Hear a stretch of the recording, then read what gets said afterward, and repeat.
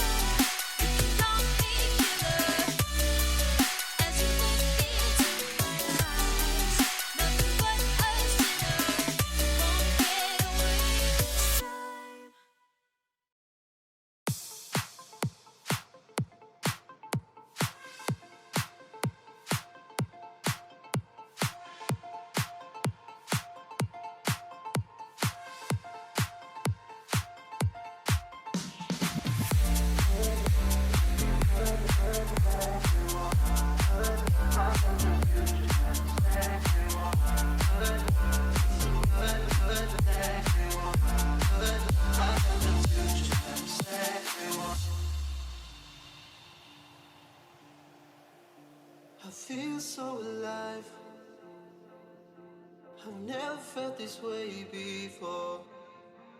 It must be you and I. It's got me thinking about us more. It's these bright lights that put me in a daze, and I can't stop but think about the way that you move around up and down on that stage. It's your future vibes. Bright lights that put me in a trance, so I feel like I can do it all. It's a good life that I really want. It's those future vibes.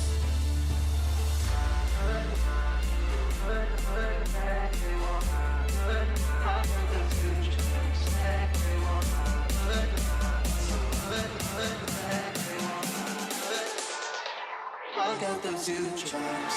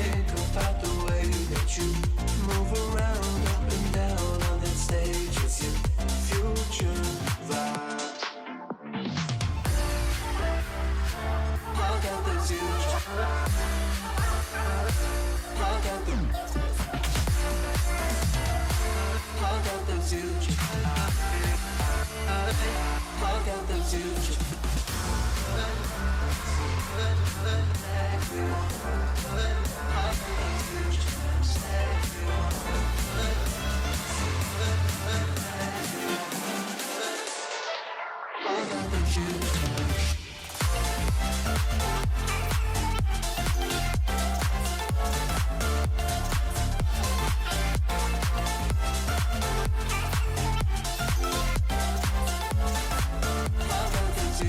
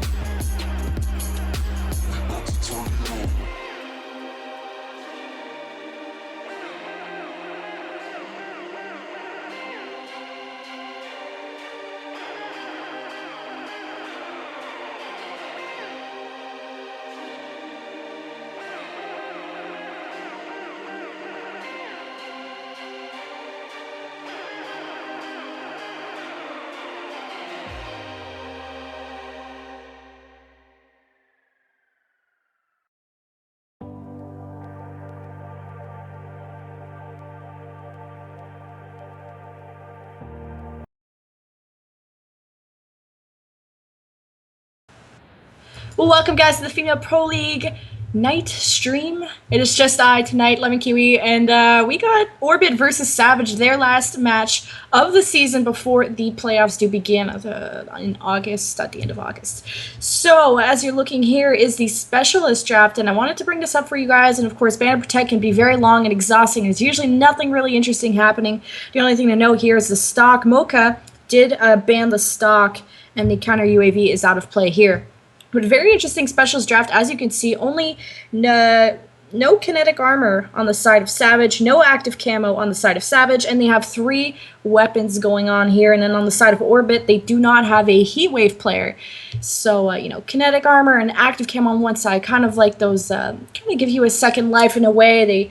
It's more of a one-on versus one gunfight situation, while as you have something like Annihilator and I guess the Purify can rack up a few more kills than that. Either way, very interesting on both sides that you wouldn't have an active, you wouldn't have a heat wave on one side, no kinetic on the other. So very, very different specialist drafts here. And this is going to be Breach Hardpoint of this best of 5. You guys saw the maps earlier here as we do go on. But you guys asked in the chat, if Savage's goes up 3-0, which I have really maybe doubt. I hope this is not a 3-0. I have actually no idea if they would pick up the 3rd seed, but I will confirm this maybe later on in the stream if I do get that information.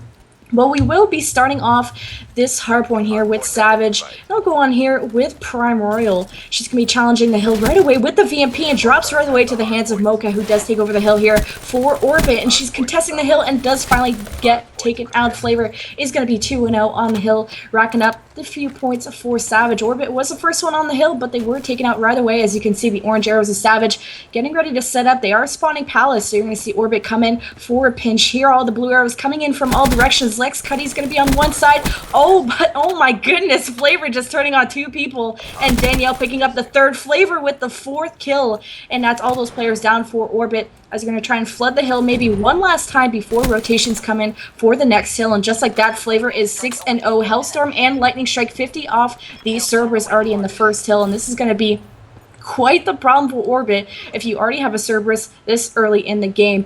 As you can see, those arrows are rotating over to Electrical. Danny's going to already be there. Unfortunately, she has the VMP, so those long-range gunfights against Brit and Jujubee did not work out for her, as Orbit are able to step into the hill, get their anchor set up. However, those arrows from Savage, aka Clammy, will be in that anchor position here. She has the M8, able to pick up 1. Flavor's able to step into the hill, and just like that, Orbit do take it over with Lex Cuddy and Mocha trying to rack up some kills here. Nate's coming in. How are Orbit going to defend this one? There's one player on the other side, and finally Brit is able to clean up Danielle from the back. Savages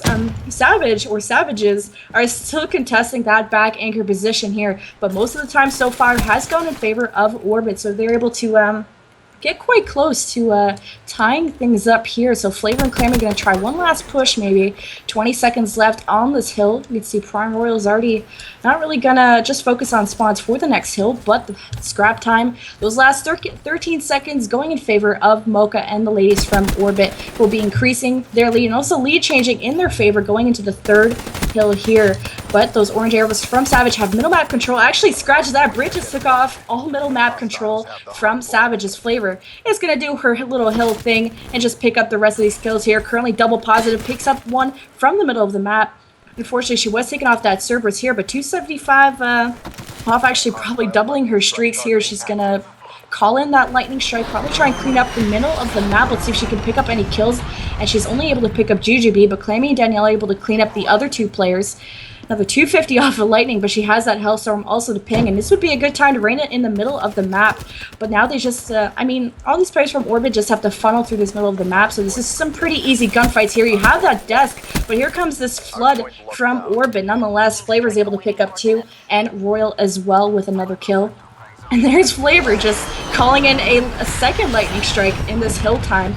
Not able to pick up any players, however, this time. 50 off the Cerberus. We're going to stay on board here with Flavor, able to pick up another one. And there is that Cerberus that she might be able to call here. Scrap time in favor of Savage, as it's currently 101 to 62, heading into Greenhouse Hill. First couple points in favor of Orbit, as Mocha and Lex Cuddy going to try and defend the hill as much as they can, even though Lex Cuddy, triple negative, not having the best of start to this hard point. Hopefully she's able to switch up her role, maybe play more of a hill player defense, maybe a hill player position, as she's only got 25 seconds, and if you're not really doing any slaying, maybe you got to switch up with your objective player here if you're not able to do much in that department. Flavor now 15 and 5, triple positive this time, is going to drop in the hill. Mocha trying to do the best she can. The last one left from Orbit, as she does have another player trying to support her. That's Jujubee. She needs to now jump in the hill, but the Man of War, hopefully she's able to occupy these long range shots. She's able to pick up 1, and here comes players behind her here. Danny's going to be able to pick up that last 15 seconds of scrap time.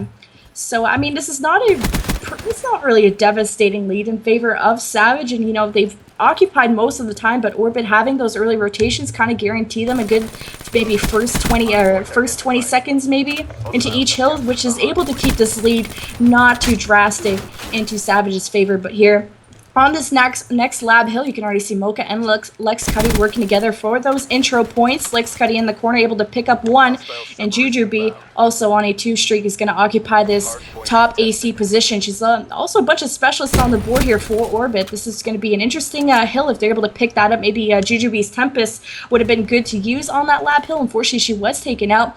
Hopefully Orbit do take out their EMPs though, as that Cerberus from YoFlavor is going to be reaching that hill, and I'm not sure how many kills it's able to pick up if it can actually infiltrate in the hill.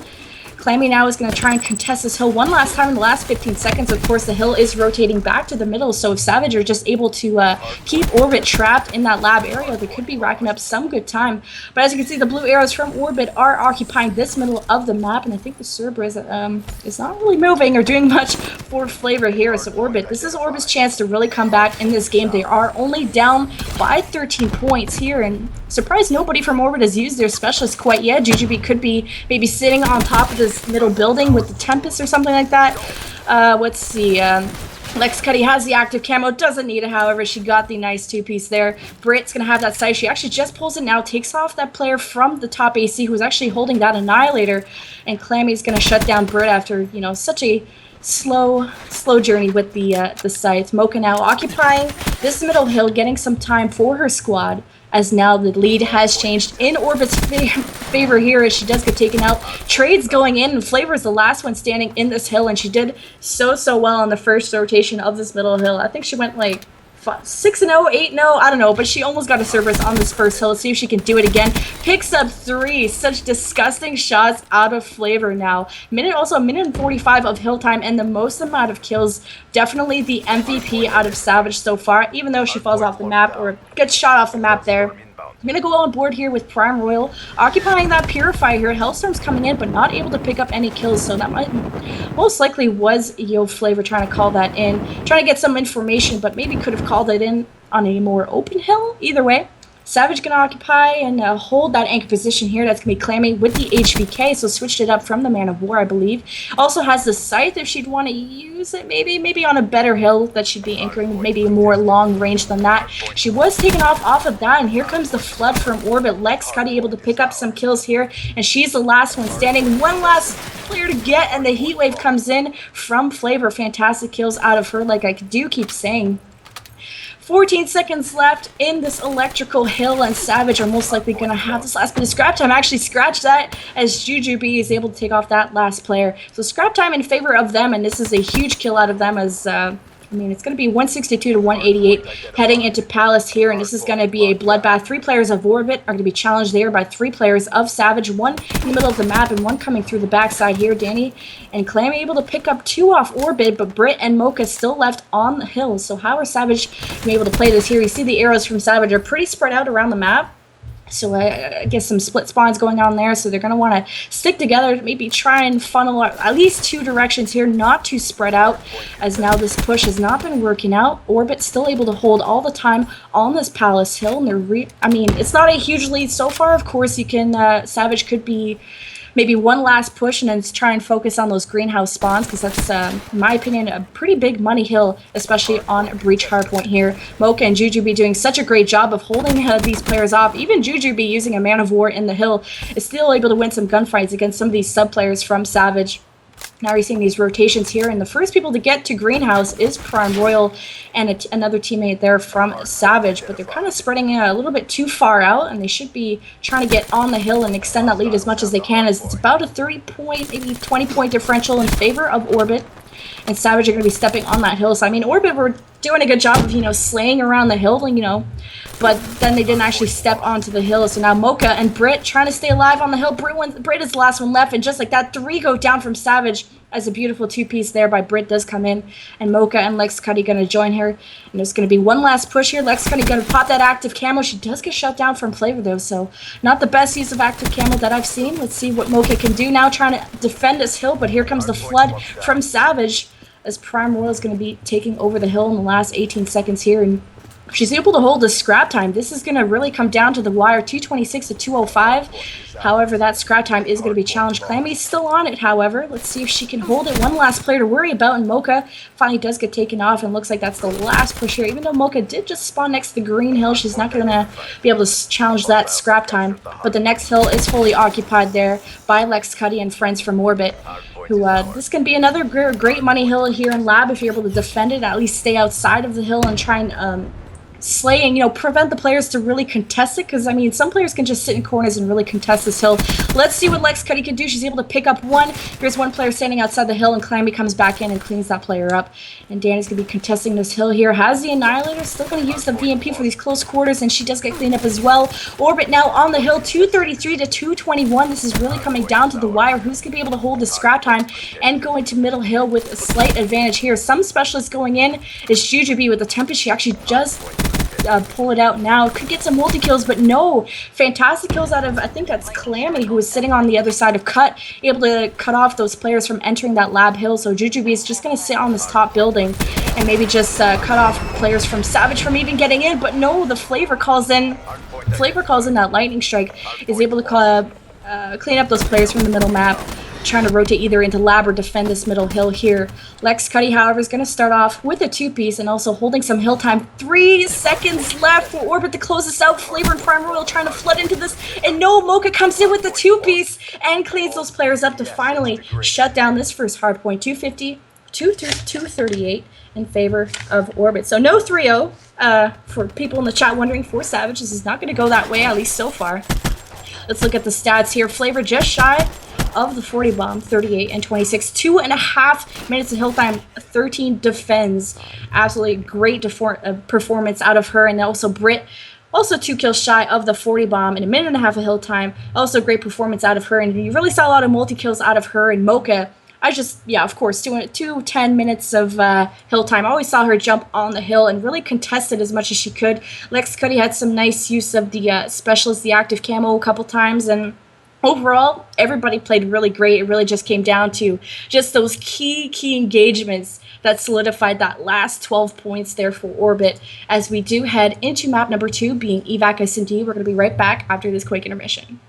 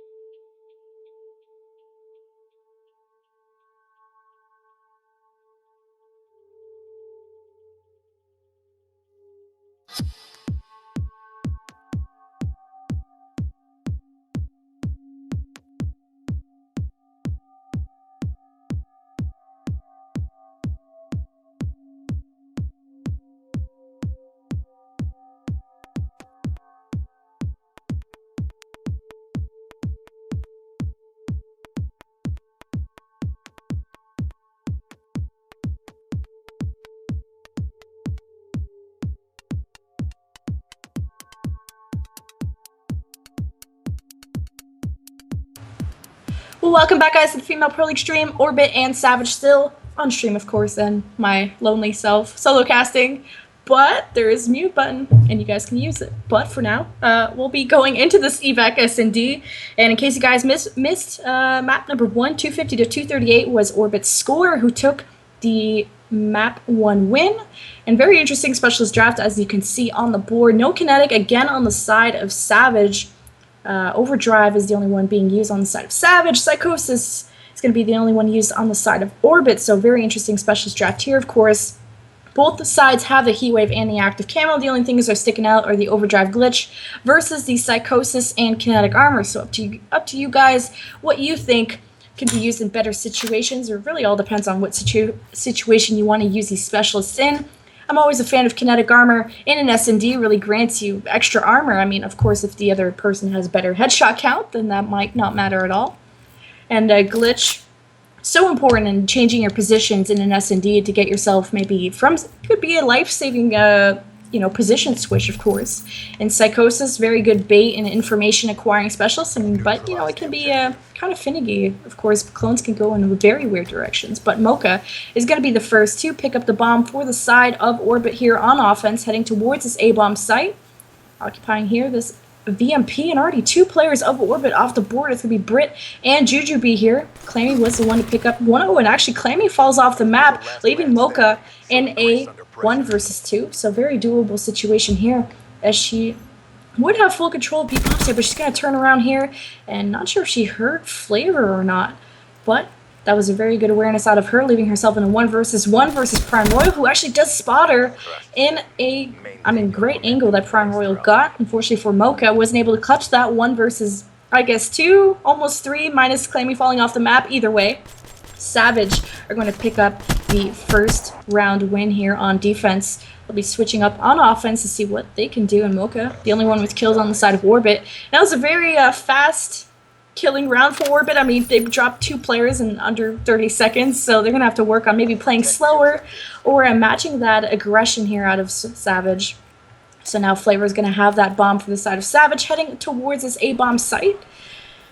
You guys missed the Brain of Protect. There was really nothing interesting in case you guys cared at all, but no afterburner is the only thing to note, really. That was interesting, and no frag grenades. Not that many people in the FPL really use those pre-nades in the beginning of the round, but Danny was first blooded on the side of Savage here. Exchange is going down. Flavor's able to pick up 1, and Brit is trading off Clammy here. 2 versus 3 situation. Flavor has the bomb in hand here in green, and she does get dropped by Jujubee, who is sitting on that top glass area, so it's going to be tough here for Prime Royal, who's in the water, so she's near the bomb, so hasn't let Orbit set up around the bomb yet, but Brit is able to take her off, and she was pinched on all sides. All those blue arrows from Orbit pretty much around that glass area.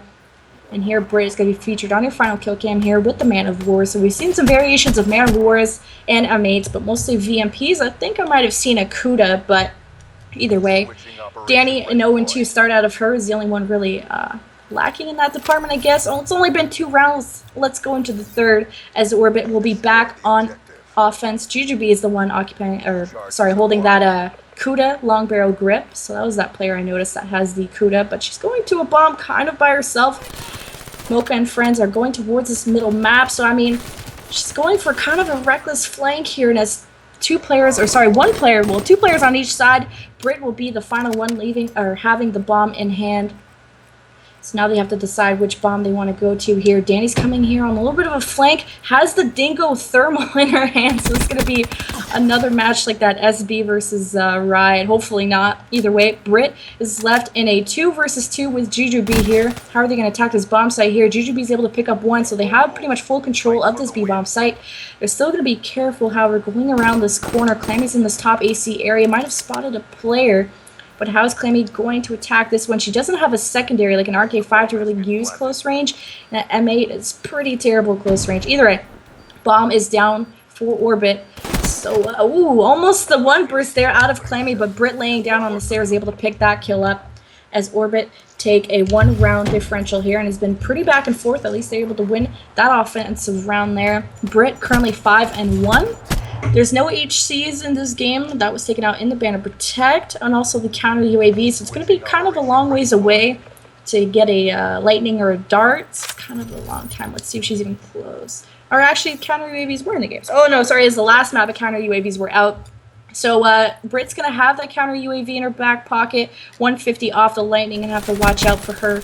She has to play her life here. Danny already starting off with the first blood on Mocha as Britt's going to be at this A-bomb site. Needs to watch this push here. Spots ahead of Flavor, able to pick her off as well with the Man of War. Getting shot in the back. She's able to escape with her life. Clammy recovers that bomb. It should be good to plan as she does lay down here. Has the support of Prime Royal. And you saw Danny going on a reckless flank over at the B-bomb site. She's able to pick up one and pinching that last player. At least Britt is able to pick up that kill, making her 7-1, earning herself full streaks, Hellstorm, Lightning Strike, and the counter UAV. Also that Psychosis. And looks like the players of Orbit also have full specialists going into the next round. So 1 versus 2 versus Prime Royal and Clammy. This is a very doable situation. 20 seconds left. Needs some time to defuse that bomb as well. One player in the corner. She's able to pick up that kill, and she does, versus Clammy holding that M8. Man of War barely winning that gunfight. And there's also a player bottom glass. Is she able to win this one? Escapes with her life. Is a nice dodge there. Throwing out some Semtex. Is not going to be able to defuse this bomb, however. And she has full streaks. Not really needs to worry about that and play her life. But Prime Royal not close to any streaks either. They're both going to play their life. But that's, I mean, maybe she could have jumped off the map, actually, because that kind of gave some points there to, was it Clammy that planted the bomb? Well, I don't think she's near any streaks either, but you don't want to give any team any more points either. I mean, she had full streaks, too. She could have just jumped off the map. Either way, we'll be heading into a 5th round of S&D as things are tied 2-2 apiece. 8-1 is Britt's scores. I mean, her teammates aren't even close. Combined of 5 kills for the rest of her team. But at least Danny, you know, started off like 0-2 or something, and now she's 4-4, so definitely stepping it up for the squad. Getting those first bloods in the first couple seconds of the round has been huge for her team, as Flavor picks up the first blood there on Jujubee, so Orbit has to be careful here on this offensive round. And Britt actually falls off the map. Huge mistake there. You do not want to do that, especially when you're already a man down. Mocha, oh my goodness, had her fists down and lost that easy gunfight to Clammy, who wasn't even looking at her. Lex Cuddy now left in a 1 versus 4 after a very poorly performed S&D round out of Orbit. So, and this is a pretty crucial round. I mean, it's 2-2 for both teams. This is offense. I mean, they'll be going into defense here. If they would have been able to win this offense and then maybe win the defense, this would have been a good advantage to have, but Lex Cuddy wasn't able to do much there in that 1 versus 4. Savage going to take that round. Britt extending her her score there, 8-2, and Flavor is the one with the most amount of kills on Savage with 5-4. And I mean, I hope you. I'm not sure if you guys saw this on stream, that Mocha thing with the fists out. That was pretty funny and awkward to watch as well. And then one of the players from Orbit falling off the map. Not sure what's going on there, but they're going to be back on defense here. Let's see what Savage can do on offense, as only Britt is left with the specialist, and she also has a lightning strike and a hellstorm in the back pocket. I guess the counter UAV was used last round. I might have missed it. But she's the only one with a specialist, as Flavor and friends heading over at this A site. They're going to be challenged here by Lex Cuddy with the M8. So that AR long range is going to be something to worry about. You don't want to drop a player or get first blooded here on offense. Lex Cuddy switching her position up to try and throw off this push from Savage, as Jujubee is able to pick up one. Trades going in, and we're left in a 2v2. Flavor still having the bomb in hand. Nice rotation here out of Savage towards this B-bomb site. Danny needs to play a little bit closer here, as she was scaring me going towards this middle map, but she needs to defend her bomb carrier here. She did spot someone in his back helipad position, but those players are actually rotating towards middle map, so Danny's going to have to decide, you know, if they're taking too long to push this back way, or she's going to have to rotate over to the front and see if they're going for a rotation here. And surprising that Flavor isn't going for a plant, and she finally does. Kind of killing a lot of time here, but you need to be careful. Those blue arrows from Orbit are kind of pinching from both sides. Jujubee is able to pick up Flavor as she's planning. Danny's able to get that trade now, 1 versus 1 versus Lex Cuddy. Lex Cuddy is above in this apartment area. And Lex Cuddy just missed her, as Danny is going towards this middle map area. They're finally going to be met, though, as Lex Cuddy has that RK5, but Danny didn't challenge the bomb yet. She probably just peeked it. VMP versus RK5. Who's going to win? And the RK5 does. Lex Cuddy also gets the defuse there for Orbit, so they do make up for that pretty poor offensive round last time. However, this is going to be a 3-3 situation. You know, that round 11 direction doesn't seem too bad of an idea now, as it's been pretty back and forth. I mean, Orbit looked like they were kind of falling apart a little bit in the last round. I wasn't sure what was going on there. You shouldn't be really having players fall off the map. I mean, I know Afterburner is in the game, but is it really that much of a factor that you're falling off the map? These players gotta remember things like that. Either way, 3-3 apiece. Orbit back on offense here. Brit still having the Lightning Strike and Hellstorm. When is she gonna use it? And I mean, if you're on Savage, I wonder if they do know if she has streaks or not. But it's gotta something you kind of have to worry about. Have that cover close by. Danny picks up the first blood once again. Brit trades with Clammy, and Mocha picks up Danny as well. So now Orbit have the man advantage at this A site. These two players from Savage are coming towards this middle map. Primo is able to pick up one and make it two, leaving Lex Cuddy once again left in a 1 versus 2. And I think she broke glass, or somebody broke glass. Either way, Lex Cuddy was there for the kill, and did she pick up like 3 that round? That's insane. Or no, that's Prime Royal that ended up picking up that final kill. So fantastic round out of Prime there. She's 4-3. Not the greatest score, but that's these key engagements, like picking up 2 or 3 per round, even though you have a 4-3 score. If you're able to win a round for your team like that, that's what really matters at the end of the day. Orbit back on defense. Let's jump on board with the offense here. Prime Royal has that overdrive, not deciding to pop it quite yet, maybe waiting for the defensive round as well. Instead, I mean, as Danny has the glitch as well, and Brit has the Psychosis still for full streaks. This Flavor is going to be your usual bomb carrier for the squad, taking a water route towards the bomb, so this can be kind of tricky. You don't want to pop up. Oh my goodness, Brit calling in the Hellstorm, picks up 3/4 of the team of Savage, leaving Danny in a 1 versus 3. Man of War in hand. Glitch as well does not have the bomb. It's all the way over at A. And she's going to go the complete other way to try and pick it up. Either way, I mean, Orbit are pretty set up long range if she does come at the other side of green. If she comes through middle map, she's going to be met here by Mocha. Mocha does lose that gunfight, however. She's going to see in her kill cam that Danny didn't infiltrate middle map here. She's going to go in this top glass area. She's going to be met by these AR players from Orbit on the other side.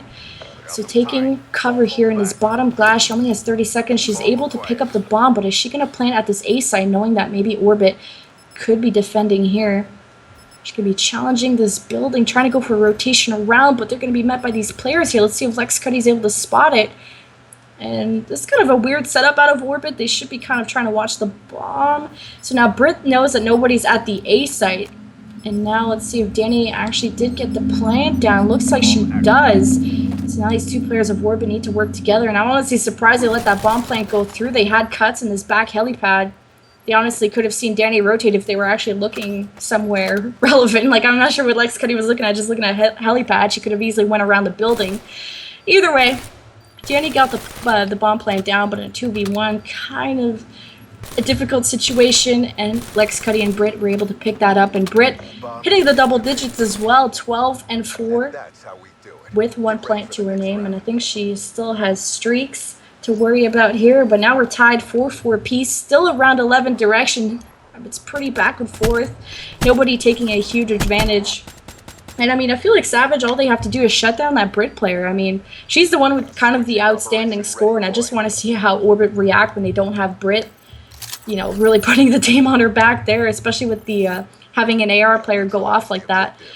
And now she has a Lightning Strike still in her back pocket as Mocha and friends have the bomb, and they're heading towards this middle map push here. They've been met by 2 players, but Danny's able to pick up the first blood, and I swear that girl has picked up so many first bloods, but Flavor's going to get the second and the third kill, leaving Brit in a 1 versus 4. So obviously no point of using your streaks if you're not going to win the round. Be better to just kind of ping it at the beginning of a round. She's able to at least pick up 1, make this a 1 versus 3, but the bomb is down in middle map. These players from Savage are just going to be kind of circling it. Danny's on the left side. Prime Royal, see, Danny's going to switch to middle map. And Prime Royal's just going to, I guess, follow Danny around. But Danny's going to try and be very aggressive here and just search for this Brit player, get this round over with. And Savage are going to be up by 1 round. Danny also hitting those double digits with 10 and 7 plant to her name as well. But, I mean, surprised that Savage didn't just kind of go for the setup, you know, 1 middle map, 1 left side, 1 right side, just kind of wait it out, build their specialists up, kind of not be too risky, because I don't know how close Danny is to streaks. Let me check. Yeah, she's not really close to streak, so I guess she just really wanted to get this round over with. Either way, the overdrive is popped by Prime Royal right at the beginning of the round. You need to be careful. A lot of people do get first blooded in this middle of the map, but it's not going to be the situation here. Prime Royal needs to be careful here heading into the spawn of Orbit. As on the other side, Flavor is able to pick up Mocha over at the B-bomb site, so full bomb site control there in favor of Savage, and Prime Royal just kind of rushed middle map and at least didn't get to pick up a kill, but at least that initial middle map control was huge there for Savage. So lightning strikes being called in. I think that's, who was it? I think it was Flavor? Can't remember. No, it was somebody from Orbit. Either way, had streaks and didn't actually pick up a kill, but probably pinged some good information on the map of where these players are. But just like that, all 3 players of Orbit are already down. Brit is able to pick up 1 kill there on Prime Royal, making this a 1 versus 3, but with the bomb down, gonna be a tough situation here, especially when a player like Danny is just rushing at all your players when they're left in these 1v3s. She doesn't like to play slow. 6-4 will be your final score here for the S&D. Savage will be tying up the series as well, 1-1 apiece, as Orbit did take the hard point in case you guys missed that one. Danny 12-7, putting the team on her back. Well, I guess not really. Flavor had a pretty good game as well, 9-7. And sharing the plants, Danny, Flavor, and Clammy all having plants through there. And Brit 14-6 for the loss. It must be pretty awful. I mean, it must suck is what I meant to say. But I mean, Danny, I think near most of the rounds picked up the first blood. And then Flavor, that 1 round, picked up the 2-piece. I mean, there were so many multi-kills. I think it was Brit or Lex Cuddy that got a Hellstorm 3-piece. There were some really, really key kills that happened throughout this S&D that really turned the tides in each other's favors. It was pretty back and forth. I mean, this could have gone round 11 if Orbit didn't drop that 1 round by having like a member fall off the map. You know, the fists were out by Mocha by accident or whatever happened there. So, I mean, if Orbit were able to just clutch that round a little bit better, this probably would have went to round 11. Either way, tie series will be heading into Uplick Infection next. We're going to be right back after this quick commercial break.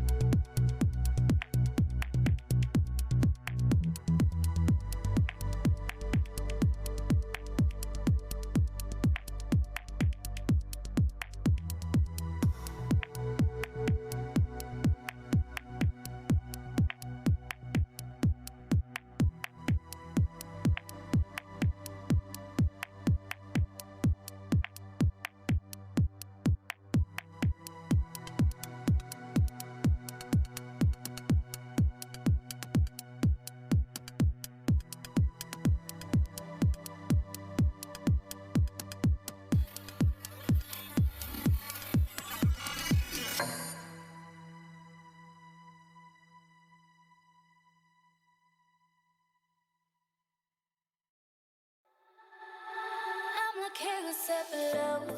Seen your pretty soon as you came in that door. I just wanted you, got a sack for us to roll. Married to the money, introduced him to my stove. Showed him how to whip and now we're remixing for love.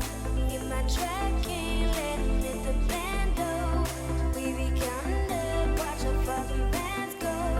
We just set it go, talking matching Lambos. Got 50, 60 grand, 500 grams gold. Man, I swear we love him, now we whips the flag up. At the strip club, we been letting bands go. Everybody hating, we just cutting bands up. In love with the money, I ain't nothing letting go. And I get high on my baby. I just let them all get and fly on my baby, yeah. And I can ride on my baby. I be in the kitchen cooking pies on my baby, yeah.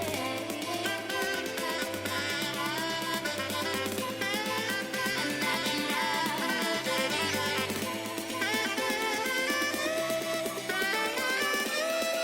I try to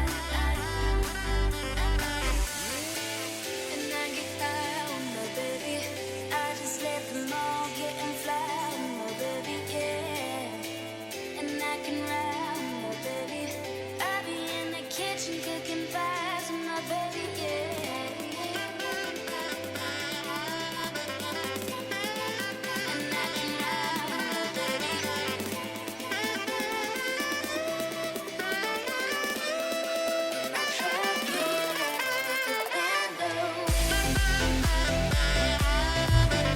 Welcome back, guys, to Infection Uplink Savage versus Orbit. Tie series here. This is a very important map for either squad. Who's going to be able to take it? Of course, that first respawn we saw on the hard point, pretty close. I mean, I think it was only about 12 points, I think, and then the S&D was 6-4. So now we'll be getting into this Infection Uplink here. Let's see what everyone is equipping. Of course, Infection is a pretty AR dominant map, but 4 ARs on the side of Orbit. Not sure if I agree with that one. But then Danny has the Dingo out, Thermal Grip, and Quick Draw. That's going to be interesting. She's going to be able to use that. Primer Roll and Clemmy picks up the AR roll, and Flavor picks up her usual sub roll, which, I mean, she dropped that 40 bomb in the hard point. I think it was Brit. I think it was Brit on the side of Orbit that had a pretty nice 40 bomb in that respawn too. First blood is going to go in Savage's favor here. His middle map control is in Savage's favor as well. Flavor picks up three already off the board. So, I mean, Savage could be jumping on this drone quite yet. And Prime Royal just trying to clean up these players on top, Grandmas and bottom near the tank area. Mocha's going to pick up 2, however, so Savage kind of lost their opportunity to push up the drone. I mean, just grabbing the drone and throwing it across the wall would have maybe been a good move there. Of course, as long as you push up with the drone, but Savage kind of lost an opportunity there with 2 or 3 players down. Either way, Mocha and friends working their way through the middle of the map, and actually Mocha and Jujubee will be going through these broken houses area with their ARs. Mocha switched to a... no, she's had the M8 in hand. She's going to pick up the drone, but these players from Church are going to stop her already. That's Clammy and Prime Royal. Huge kills out of them. Prime Royal is going to be in this barn area with a player with her. Who's that going to be? And she's going to go for a reset. Now, actually, no, she just throws it on the other side of the barn as she does drop. So giving that ball right back to Savage as Jujubee and friends trying to push up and recover that drone. Hopefully get some points on the board. The drone is pretty well pushed up. Jujubee picks up one, but not that second player as Prime Royal putting up some good defense here for the side of Savage. And of course the drone is still there and they're not going to opt for the reset. Just, I guess, kill a little bit more time and work on map control because I guess they do not have any map control or middle map control to go for that reset there. But 2 players of each squad go down. The drone is finally back in the middle of the map. Jujubee will be setting up here with the HVK. It seems the HVK, no, she's the only one using the HVK. And actually, Danny switched from the Dingo to a Shiva. Very interesting weapon choices out of her as Clammy picks up 2. Let's see how Savage move up the map here as Danny does pick up the drone. Throws it out for some yardage, at least out of the base and into the other one. Or at least out of hers, namely to say. And now it's going to be a toss of the drone through the middle of the map as it now gets thrown out of the orbit sort of base area. As Danny's going to occupy this middle stairs area. Pretty good power position here, able to spot these crosses here out of orbit, going through these broken houses. However, that's going to be Jujubee and Britt picking up some nice kills. Danny picks up 2 with the Shiva and is occupying that middle map area, but she does get shot in the back. As Orbit have done a good job going through broken houses and these different routes to really pinch these players in this middle map area. And Mocha's going to be picking up the drone. One player in front of her passes it to her. Oh, she almost threw it off the map. Switches to the RK5. And is not able to win that gunfight now. Drone in possession of Savage as they do throw it into the middle of the map for a little bit of yardage and working on map control. As Orbit now recover, and this has been a toss, a very interesting game of catch as the drone has just been flying through the middle map, but not actually any real progression has been happening. I mean, the only opportunity was Mocha, and she was by herself, and that would have been, I don't know, that would have been almost impossible for her to do. And like Scuddy's going to kill a teammate, but at least pick up that kill there on Clammy. As we're moving up the map here, let's see if Savage can make something happen. Flavor picks up a kill. That's 3 down for Orbit. This is going to be their shot to make some points happen. Is she going to go for the 1? Some players from Savage putting up some support. The Heat Wave has popped out of Flavor, and the Jukes come in, and the Dunk is in as well for Savage. 2-0 lead. That's the only points on the board, and I hope that's not the only points we see this round. It's been pretty slow, a lot of tossing of the drone back and forth, and Savage are able to use a specialist to their advantage to get the drone in. Danny now with the active camo. This would be the player you'd want to give it to. She also has EMPs and Semtex for some good defense here. Clammy's going to use that AR on the right side of the map. She gets taken out. Danny's going to throw out the drone and pick up 1 with the Shiva and not the second. So, last opportunity there as now Orbit do recover the drone and push this towards this middle of the map. Let's see how Savage set up their defense here, and they got to worry about Flavor coming up behind them. She does get traded out, however. And Tempest was used, and the throw was missed out of Orbit, unfortunately. As Savage should be able to recover this and get it thrown off the map, which is done. But middle map control would be in favor of, I guess, the blue arrows from Orbit. 23 seconds left. Can they make something happen here? A little bit more. At least 1 point on the board would be nice for the second round, but a 1 possession, I guess, deficit is not a big deal at all. Very easy to come back, and maybe, I don't know if Orbit, every team has a preferential side, so maybe Orbit will be able to do something on the other side. But as I say that, Mocha gets the dunk in the last 3 seconds with the amazing Heatwave play, literally mirroring what Flavor did with the exact same Heatwave and dunk maneuver that happened to them. Heading into the second side, we've got Jujubee with 14 and 8, and Danielle with 15 and 9. Most amount of kills there, and Britt doing just fine as well with 10 and 11. But surprised that we went into a tie into the second half, and I didn't think Orbit were going to be able to clutch up like that. But Mocha, fantastic Heatwave play out of her. Now second side will be loading up, and Orbit will have that Church side, and Savage will have this Grandma side this time. And the only thing really to note is that, you know, both teams did a good job of throwing the drone out for some yardage and pushes, and it just really came out to those key engagements, like I keep saying, like Clammy dropping in front of Danny, kind of lost opportunity there. Savage had 3 players down, I think, at the beginning of the round, and didn't push up the drone. I mean, all comes up to kind of a situational awareness here. As Primal is going to be occupying the middle of the map. She does drop, however, Savage will be using these ARs to really put some dominance on the middle of the map. Danny using that Shiva quite well. 15 and 10 is doing well for her. I mean, better than the Dingo, at least. As she throws out the drone in this barn area, making sure she has middle map control. Absolutely turns on Mocha there as Prime Royal picks up 2 and Danielle picks up the 4. So that is 4 down. If Danny could find the drone, but Flavor's going to find it for her. As we are heading into the church, now is the dunk or the 1-point play going through, and it's kind of a hesitation you're seeing out of Savage, but Prime Royal is cleaning up the orbit spawn just fine, so Danny should be setting up here for a drone, or sorry, for a dunk, and she does even pops the active camo for some insurance. And now, maybe Savage set up a spawn trap here, or they're actually just, but good plays out of orbit. I mean, overextending into middle map, Mocha throwing out for some yardage, but that Prime Royal with her sights just shutting down those 2 players, and now Flavor picking up the drone and going to actually throw it to a post, which reflects in the other direction, unfortunately. Either way, Orbit are going to be answering right back. Only a 1-possession lead in favor of Savage, as Clanny's nade does land there right on Brit as 3 go down for Orbit. Juby goes down as well, so that's all 4. Prime Royal should be pushing up here with the drone, with some support here of Danny with the Shiva on the staircase here. Picks up 2, and Prime Royal needs to run here. Is she going to decide to go rock side, left side? Clanny's over at the left side. So, I mean, Prime Royal is kind of hesitating here. She has some teammates in the spawn. Lightning Strike is coming in. Does the dunk go through? And it actually falls short. So another missed 1-point play there, as that's going to get reset. I mean, Savage are in the lead. Would have been nice to make that more than a 1-possession lead, to be a little bit more comfortable. As a Cerberus gets called in the middle of the map. I'm trying to figure out whose that is. Either way, it's on the side of Savage. Most likely Danny's here. She's 23 and 10. 8-kill streak. I will definitely say that is hers. And the 25 off the Wraith. Is she going to get a Wraith here on Infection Uplink using the Shiva? Of course, the Man of War was banned in that Banner Protect. You guys did miss that one, which that would most likely affect, I think it was Brit on the side of Orbit that cared more about the Man of War.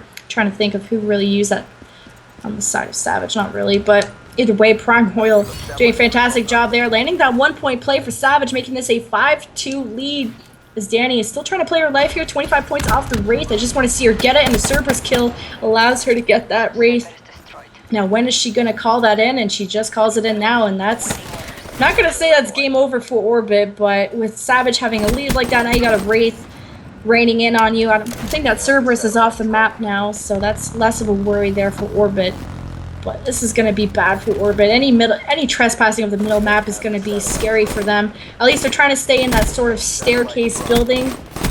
But all 3 of Orbit do go down, and Savage is going to play some nice middle map defense here. And Clayman is actually going to go for some more points, just throwing out for some yardage. Don't want to drop too many players here. I'm not sure how good of defense the Rays can play if all 4 of your players do go down. Either way, Brit's going to recover that drone, just throwing out for some yardage, and just like that, 3 or 4 players of Orbit keep going down and down and down.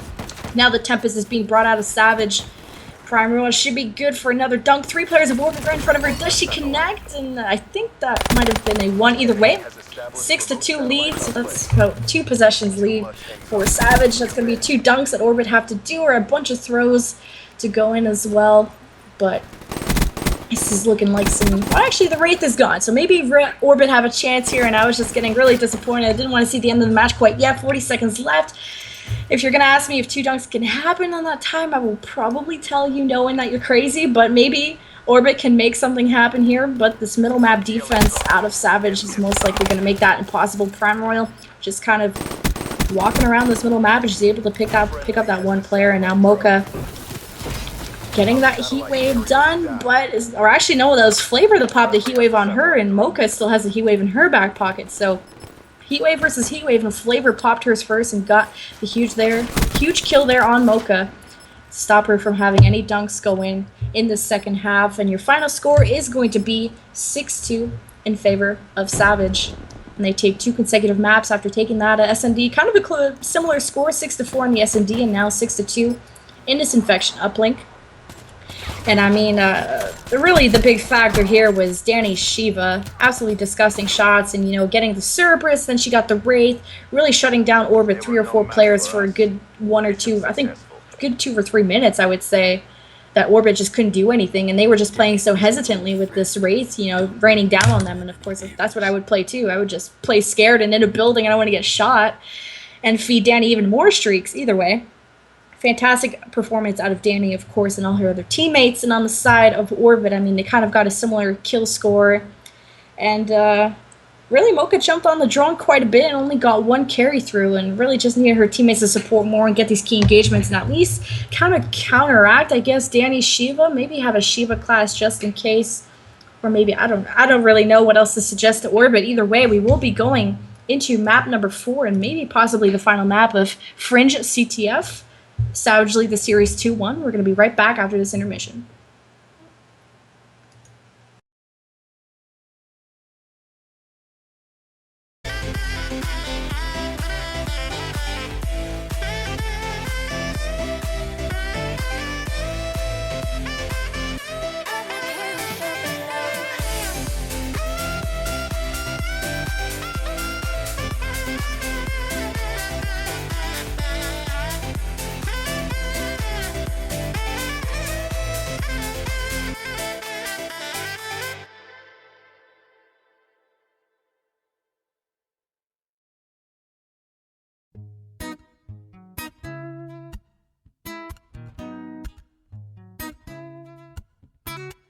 I done been through a whole lot. Trial, tribulation, but I know God. Said you wanna put me in a bow tie.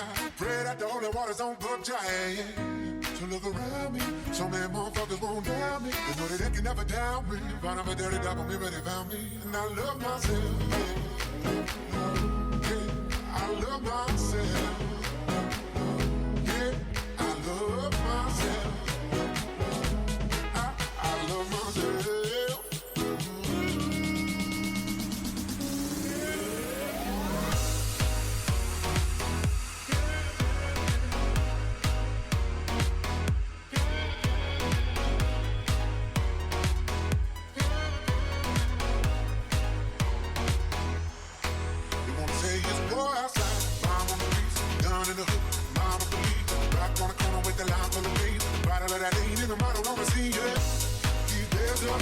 Y'all don't duck in rotation.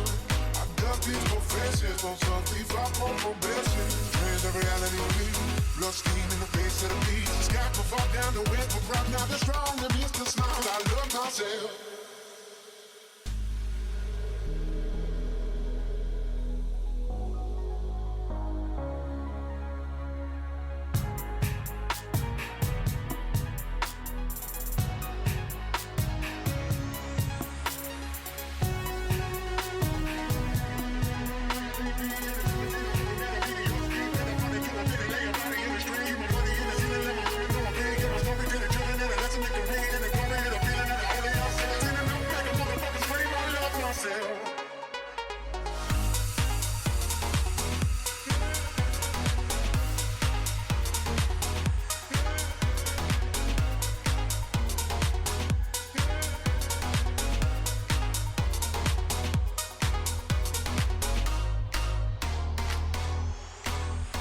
I went to war last night. But they know I'm not a cop and don't nobody call a medic. I'ma do it till I get it right. Yeah. I went to war last night. I've been dealing with depression ever since an adolescent. I can never hear the blessing. I can never see the message. I can never take the lead. I can never pop the lead. I'm a negative and negative. I know you late me. And it's only thing I'm hoping that I'll be your speed. Then I want to do a minute. Lay your body in the stream. I'm money in the ceiling. And my mama know I'm playing. Get my story to the children. And I listen to the pain. And the glory and the feeling. And the holy. I'll send it to the next.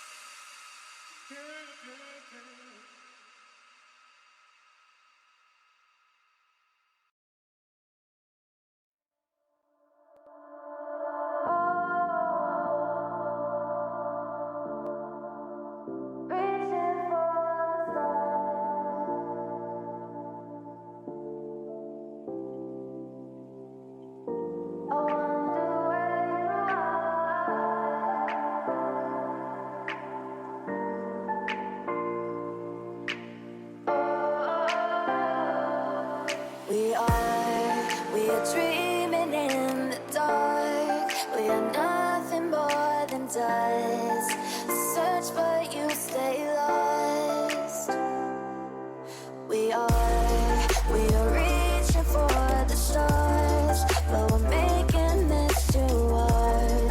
And I wonder where you are. Mysterious, that's the part you always show. 'Cause you're too curious. Maybe you should take it slow. Mysterious, that's the part you always show. 'Cause you're too curious.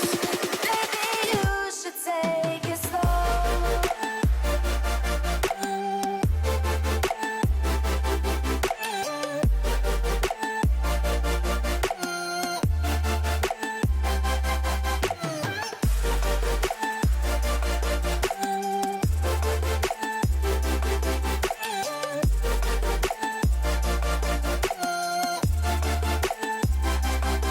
We're dreaming in the dark. We are nothing more than dust. You search but you stay lost.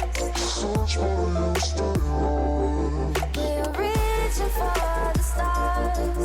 We're making this too hard. And I wonder where you are.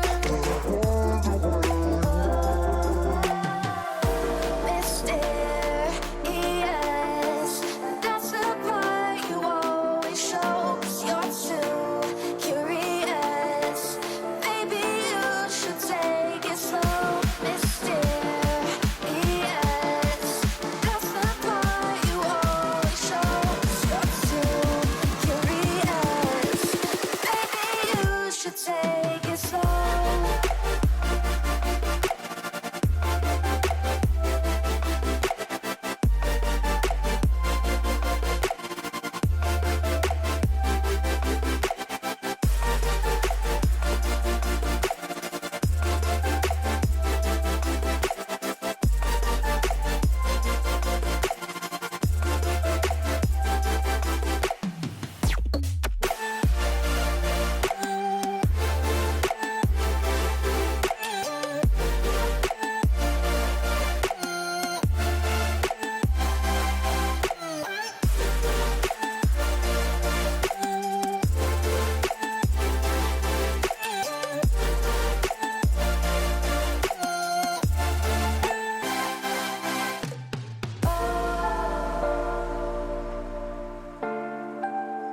Reaching for the stars.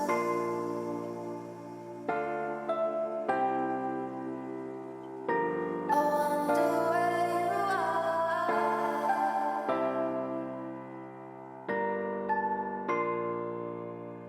Oh.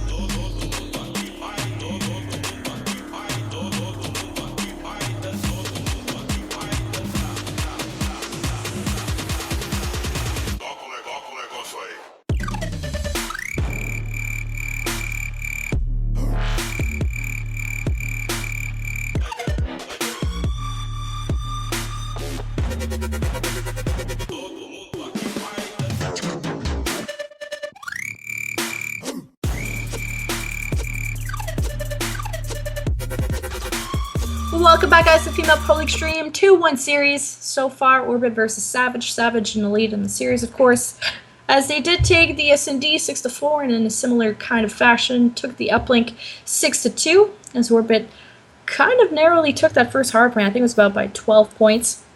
To ban and protect, we don't really stream. It's not that interesting, and of course, you guys don't want me to talk for 10 minutes about the same specialists and why they're awesome. But Man of War was protected by Lex Cuddy, so her squad are tired of having that Man of War taken out. I think it was banned last map. Flavor protected the stock as well. That was another attachment that was targeted last time. And Jujubee banned Fast Hands, so to keep in mind that Fast Hands are not in this game. And then the specialist draft, as you did see, the only thing standing out was the Tempest versus the Heat Wave. Either way, we're going to have Jujubee with the Man of War with the very exciting, very interesting equip there. She is able to pick up one and does get taken out. And just like that, 3 players go down for the side of Savage. Fringe CTF, not the slowest map in the world, you know, maybe compared to a Stronghold CTF.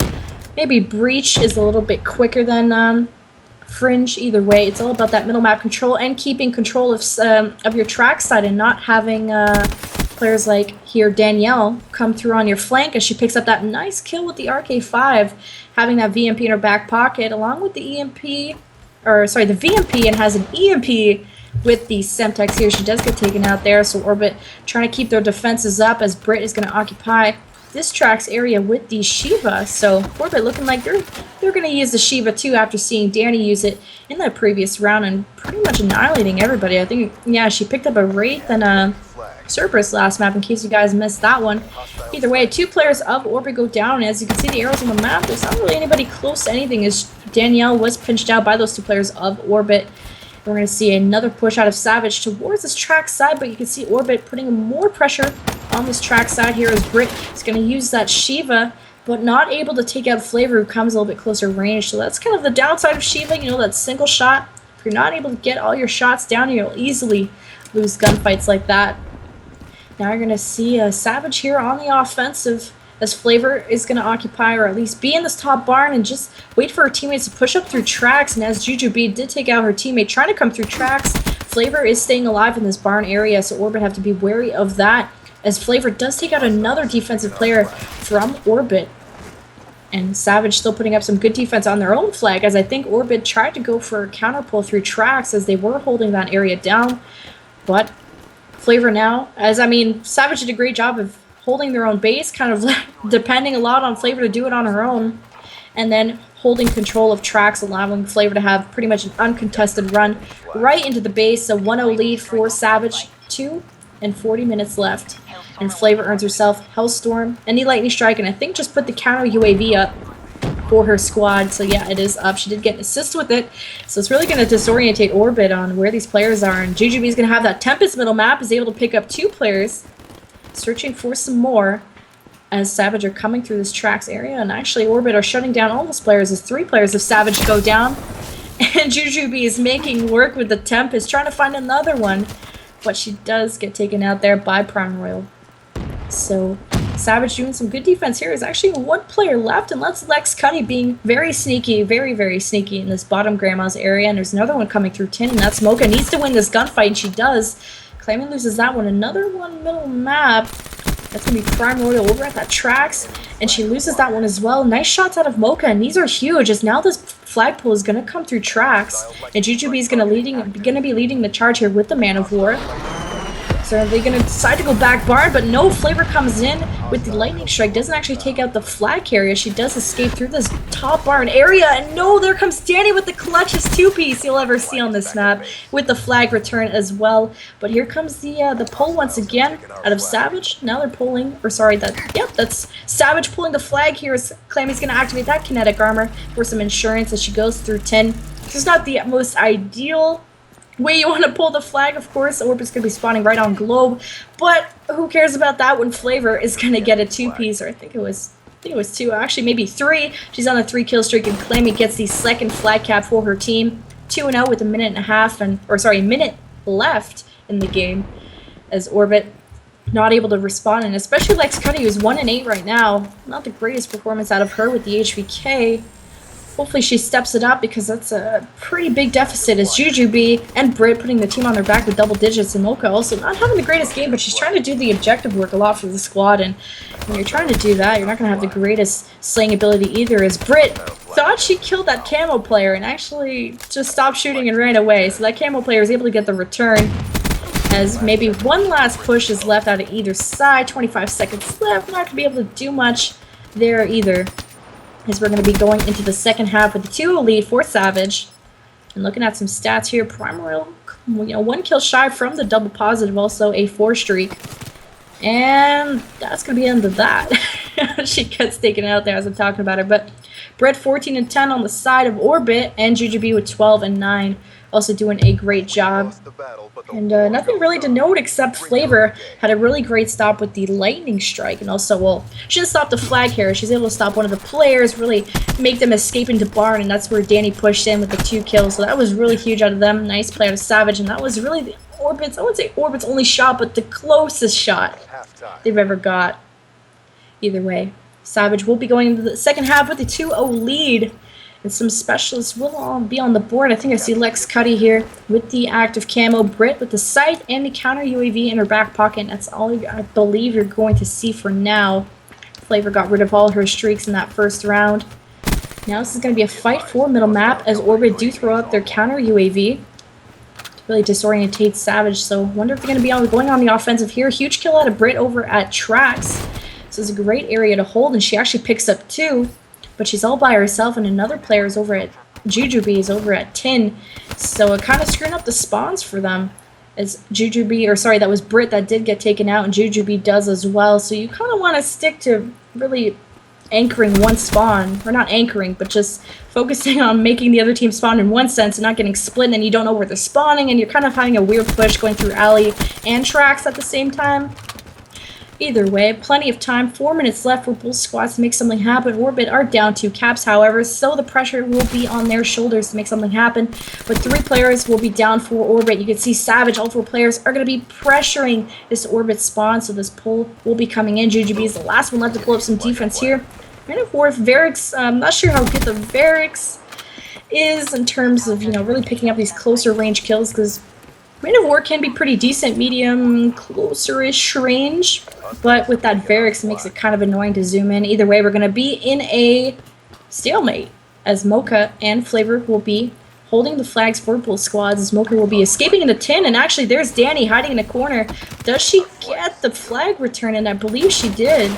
She did get the 2-piece and the return, so fantastic play out of her, as that stalemate did end in Savage's favor as they go up 3-0 with 3 minutes left. So can Orbit make a cap happen for every minute that's left in this round? I am not sure, as that's going to be Savage's raining some more kill streaks in, and that's going to be Flavor, I believe, with the lightning strike. She also has the health storm in her back pocket as well, and I mean, Orbit really got to match Danny's savageness and aggression, really. I mean, they matched her Shiva, but they haven't been able to match the number she's dropped with it, and Danny's been reckless with these multi-kills, and maybe that's what's really throwing Orbit off. They didn't really expect Danny in the corner of Tin, and that was a huge return out of her to end that stalemate.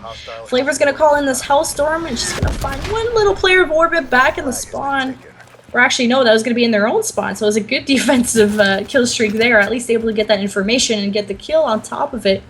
As Danny will be leading the flag into this back barn area, and she should be pretty good to go as Mocha. Reclaiming gets a huge kill there on Mocha playing some defense, and that's going to be the 4th cap for Savage. 2 minutes left. I would pretty much say this is game over. 4 players of Orbit do go down, and I mean, some serious relays would have to go on here if Orbit would have any chance of making a comeback at this, and that's unfortunate. They looked really strong in that first hard point. It had some really solid kills and some really solid teamwork together. I really liked the way that, you know, Mocha was jumping on the hill, and you got like Brit and Jujubee getting these multi-kills, and Lex was kind of like holding that middle map, and just they had such good support and map control over at the hard point on Breach. Maybe that's one of their better maps or something.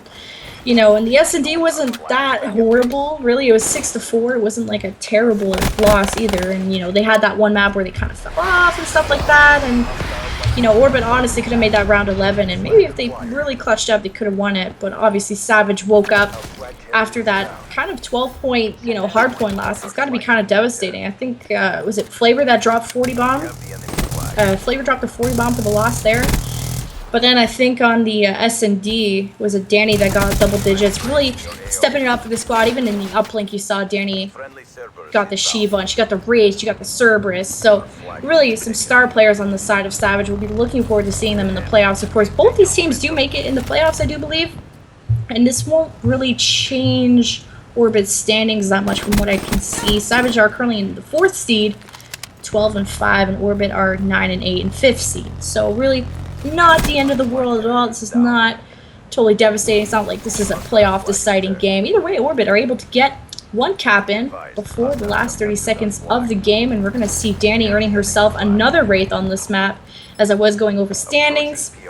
Just trying to kill time because obviously Orbit are not going to be able to come back, but they're at least put one cap on the board. I mean, Danny might be able to make this a 6th cap. 20 seconds left. Can she make this happen? She has to watch all these corners, however, which is going to kill a lot of time. She has one player in front of her, and there it is.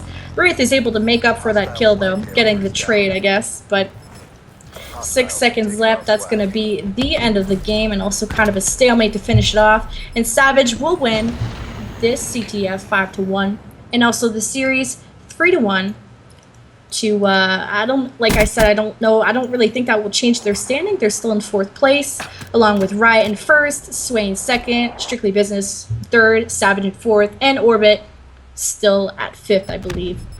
Lethal Gaming, however, the old Panda squad, so Lethal Gaming picked up Panda, and they will be having their final match of the season up next on stream. So I'm hoping that will be at 9:30. I'll have to check with their players because I think their match was originally scheduled for 10:30. We're trying to see if they can play earlier to get the stream, you know, going. So Lethal Gaming, and I think that's versus there. Panda versus Virtue will be the final match of the whole season of their season and also the whole FPL season before we go into the playoffs. Lethal Gaming is in 6th seed and we have Virtue at 8th. So with Lethal Gaming having a couple forfeits on the board, this is going to be a pretty important game for them to see. I don't know if that will, if they get like a 3-0 or something, if that might catch them up to Orbit's seed at 5th. I will have to clarify that maybe with the commissioner in a bit. But we're going to go for maybe a pretty lengthy break. I'm not sure if we're going to go offline or not, because the next Virtue and Lethal Gaming match, it just comes on to whenever the players can get on as soon as possible. And then, of course, they agree to play on stream because they want to get their night over with. But please either stay tuned or follow the Female Pro League Twitter, and we're going to tweet out as soon as we go live, or follow myself, Lemon Kiwi. I will also... Lemon Kiwi _ don't forget the underscore, but I will also be tweeting when we go live, so there's going to be a bit of a break. Congratulations to, of course, Savage winning their series 3-1, and we're going to be back after possibly a lengthy break.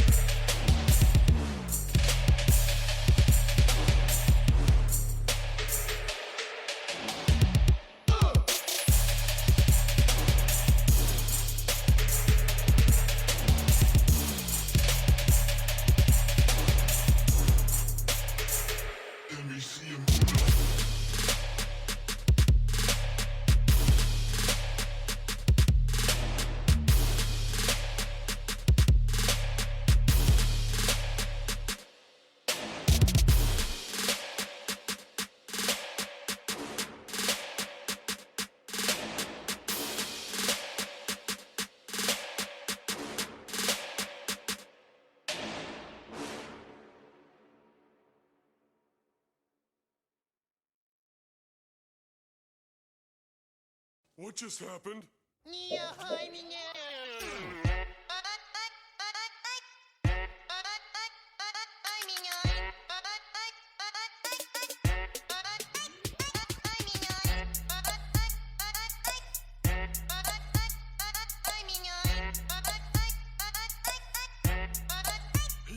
me sick.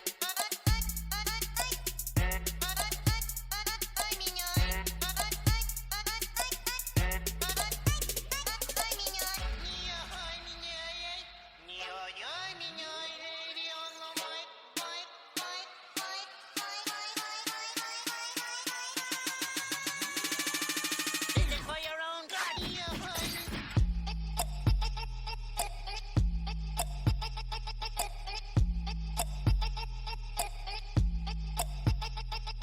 What just happened?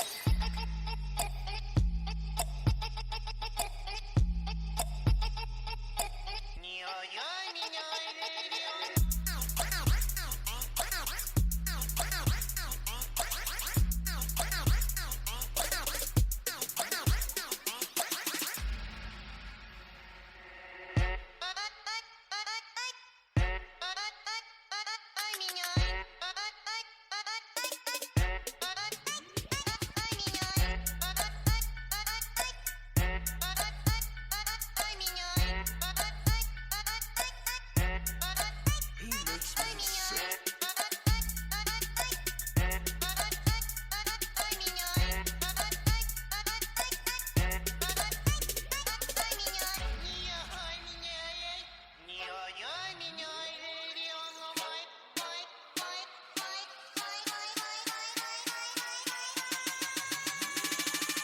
Is it for your own good?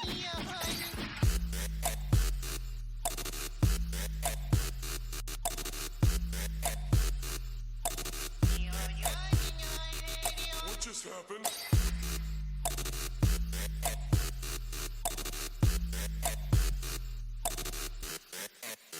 He makes me sick.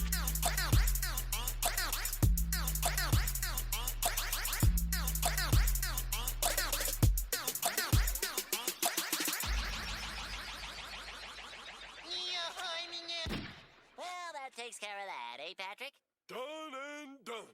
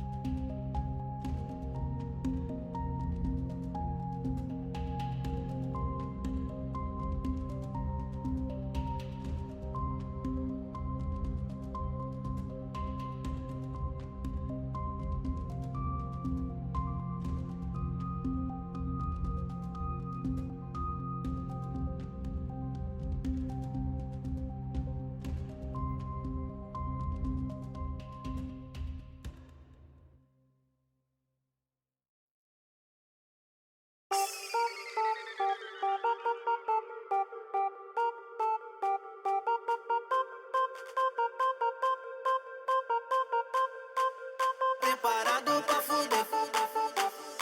Ela veio quente, hoje eu tô fervendo. Ela veio quente, hoje eu tô fervendo. Quer desafiar, não tô entendendo. Mexeu com R7, vai voltar, caixota ardendo, vai. Baile de favela, que a Marconi é baile de favela, que a São Rafael é baile de favela. E os menor preparados pra fuder, caixota dela vai.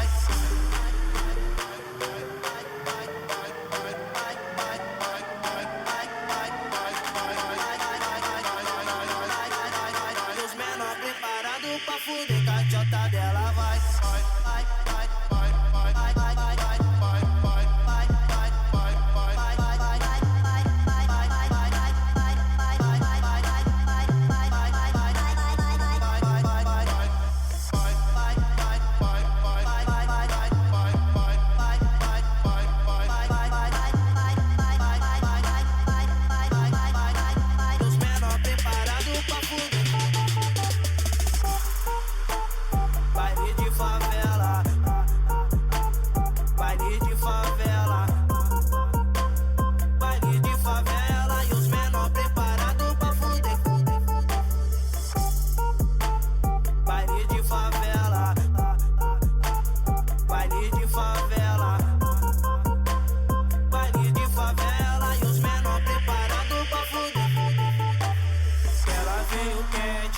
Hoje eu tô fervendo, ela veio quente. Hoje eu tô fervendo, quer desafiar, não tô entendendo. Mexeu com R7, vai voltar, caixota ardendo, vai. Baile de favela, que a Marconi é baile de favela, que a São Rafael é baile de favela. E os menor preparados pra fuder, caixota dela vai.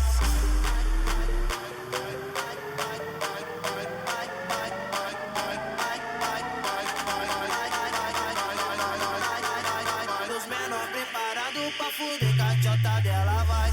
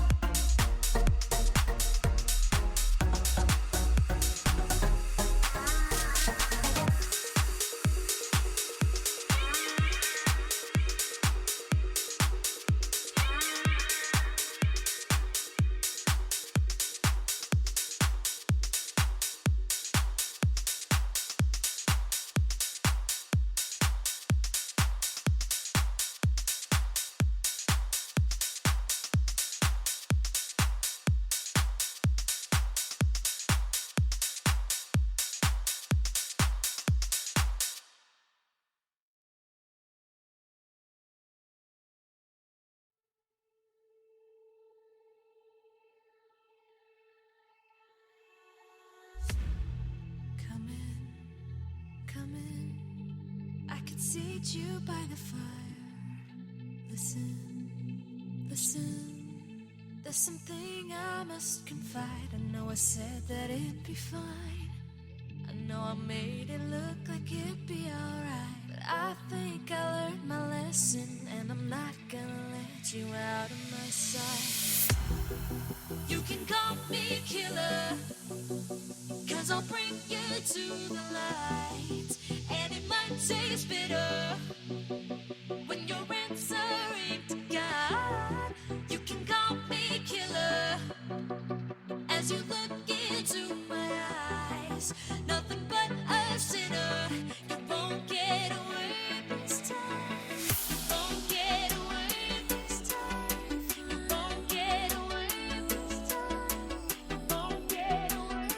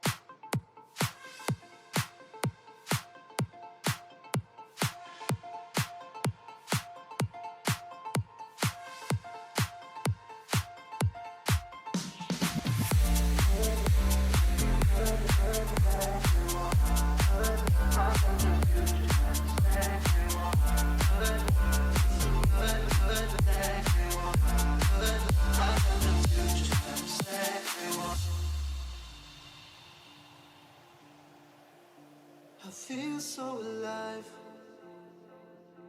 I've never felt this way before. It must be you and I.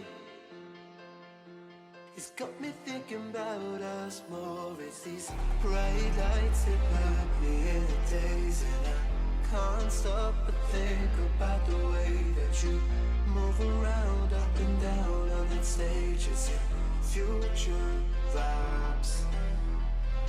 Bright lights that put me in a trance, so I feel like I can do it all. It's a good life that I really want. It's those future vibes.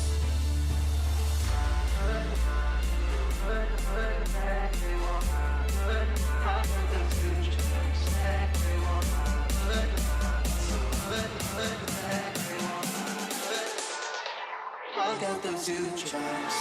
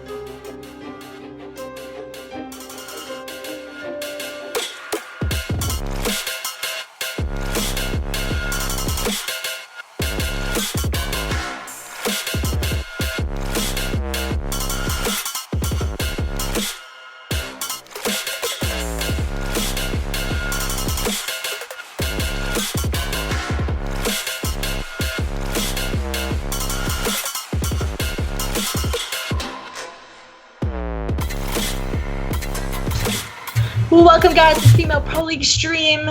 We are live here with a co-caster this time, and this guy's name is John P, and he's a European caster, and he's pretty awesome for coming on. And how are you, John? I'm very well, Jen. And yourself? Good. And this time we're gonna be casting the actual last match of the season, Virtue versus Lethal Gaming, which is the old Panda squad. In case you guys didn't know that, they switched orgs, and we're gonna be jumping right into the Ban and Protect system, and pretty generic stuff so far, right, John? Yeah, pretty usual stuff you'll probably see in a ban and protect. Obviously, most teams opting to ban out the rapid fire, flashbangs and concussions usually go. You see most teams wanting to slow it down, then flashbangs and concussions can get relatively annoying. The high cal does go as well. Probably going to see possibly a kinetic armor ban. I'm not too sure what the ban and protects are like over in North America. Obviously, myself being a European caster, we do see something different. So what's your usual specialist drafts? Yeah, what's your usual specialist drafts? Yeah, the big three. I think did you say the Kinetic made it through or not? I was trying to tweet at the stream, guys. My bad, I forgot. I told you guys I would tell you guys when the stream is live, and I forgot the tweet. So my bad. But yeah, your big three, your big four. Active camo, heat wave, and some kind of weapon, especially on respawn. And then so heat wave, active camo, weapon, and then a kinetic. So if kinetic is off the board, that will be replaced either by another weapon or maybe something like if on a hardpoint, usually they'll stack the weapons like that, or maybe somebody will be more comfortable with a glitch or a psychosis. Really depends what these other guys are going to go for. Bossy's going to pick up that purifier, so the scythe is still on the board for Virtue on that left side. On the right side, you can see nobody picked up the scythe. They're going to go with that purifier annihilator combo. So I wonder if Miss Noob Hero is going to match the annihilator set. And she goes for a psychosis, so they're kind of one weapon down in that situation. Yeah, I mean, obviously, most players don't usually opt to take the Annihilator. You'll probably see the Tempest or the Scythe go over them 9 times out of 10. That's certainly the case in the European scene, which obviously I cast over. But is it Borzi or Bazzi? Not too sure how you pronounce his name. Yeah. Bossy. Bossy, he takes the Purifier, which, I mean, there are a few hills on here. Obviously, that glass hill and that second hardpoint rotation into the green hardpoint. That can go huge on it. It's very close quarters. The Purifier can come in huge. However, I would have liked to see a more of a long distance weapon to kind of get into a better power position, possibly. Yeah, and I mean, that's where that scythe kind of comes in, maybe on a top glass area, or I do agree, maybe the Purifier and the Annihilator is better for that medium range, and can even be used, I mean, obviously the Purifier is great close and medium range, and then the Annihilator kind of has that dual aspect. It'd be pretty good close range. I mean, scythe, it's pretty slow specialist to be using up close, and with hills like, let's say, over on field or middle map and back heli spawn and for kitchen, I think it's better to use these types of specialists that are especially the Purifier over at kitchen. You can get quite a bit of time just literally pre-firing these doorways for a more defensive setup, and then not really the best hill breaker specialist. Maybe that's where the Annihilator would come in. Yeah. But it's going to be a great defensive specialist that Bossy will be able to use. Yeah, exactly. You can always come in clutch with the Purifier. You see most teams actually opt to take it on the map like Stronghold, where there are them close quarter hardpoints. So it'll be interesting to see how he opts to use that heading into this game now. Jen, obviously yourself being one of the main casters for this FPL North American League, you're going to know the teams a lot better than I am. So who's going to be the players to watch, and which teams do you think is going to come up clutch? It's hard to say. I think Virtue are near the bottom of the standings. Let me see. They're currently in 8th place, or the 8th seed. And Lethal Gaming, or the Old Panda Squad, I'll call them Lethal from now on, but you guys know from now on they're the Old Panda, but they are in the 6th seed. So, but at the beginning of the league, they were in 1st or 2nd, I do believe. They were one of the best squads, and of course in the Season 1, I think they came up top 5 or something. I can't remember the exact number, but definitely top 5. But with a bunch of forfeits and stuff that came through, Lethal kind of dropped all the way to 6. But even though their standing is in 6, they have a really solid squad, and they replaced Terry with Blush, who had a really fantastic performance in Season 1. And I can't remember what squad she was on in Season 2, and I think she backed out, or it was somebody sub or something like that. But now she's on Lethal Gaming representing Terry, and hopefully putting up some good numbers for her. Yeah, well, you said to jump on with Blush. Blush could be the person to watch. I'm currently on board with her, as it does look like it's going to be a 3-person stack. Obviously, heading towards that mid hardpoint, and Blush does pick up the first kill and does get traded out. And that is actually 2 kills there coming in from Classy, as she does end up taking herself out with that nade. Yeah, and some good kills coming out of Lethal Gaming to start off. The nades are coming in strong, and it's really pushing back Virtue. And as you can see, Shooter is now going to be being very aggressive at this front door area. But you can see those blue arrows from Virtue kind of rotating over through this kitchen, trying to get those back heli spawns for this next hill, and also try and come for a little bit of a flank. Let's see what Bossy can do. And she gets dropped, only picking up 1 kill in that flank there. Are they going to keep those preferable spawns? And they do. Blush is going to be strong here with the 3 kill streak so far. Can she make that the 4th? No, but those preferable spawns going in Virtue's favor here coming into kitchen. Yeah, that was a very good rotation there. They kind of lost the first few cycles of gunfights in that mid hill, and obviously going into this next green hill, you can rack up a lot of time. As I jump on board with, I believe, is it Smackshot, as she's actually going to be just sitting in the back of the spawns. She's going to be met by 2 players coming through this red area. There's going to be some huge gunfights going down on this spawn. She's actually, I think that was a bit bad timing there, but Bossy does obviously pinch that with the other players, and that is a great defensive hold there from the guys on LG. Yeah, LG doing a good job here. They have a pretty solid hold of kitchen and the preferable spawns here. Virtue going to be flooding through this front door, and how are they going to attack it here? Trying to throw those VMPs, or those EMPs, and those nades to come in here. Classic Crew is able to open up with a kill on Keo, and just like that, Virtue flood in and do take over, but gotta be wary of Lethal Gaming coming in on all sides, and that 3-piece out of Shooter and Blush with the 4th kill, and Lethal just coming back and flooding into the hill and breaking it just like that. Last 15 seconds going into their favor, but those blue arrows of Virtue are now setting up on the next hill. Yeah, that's not a bad 15 that you could give up. Yep, obviously they are down by around 50, 60 odd points here, but like you said, the rotation did come in. As I say, that Shooter does find 1, and Classy does trade that out.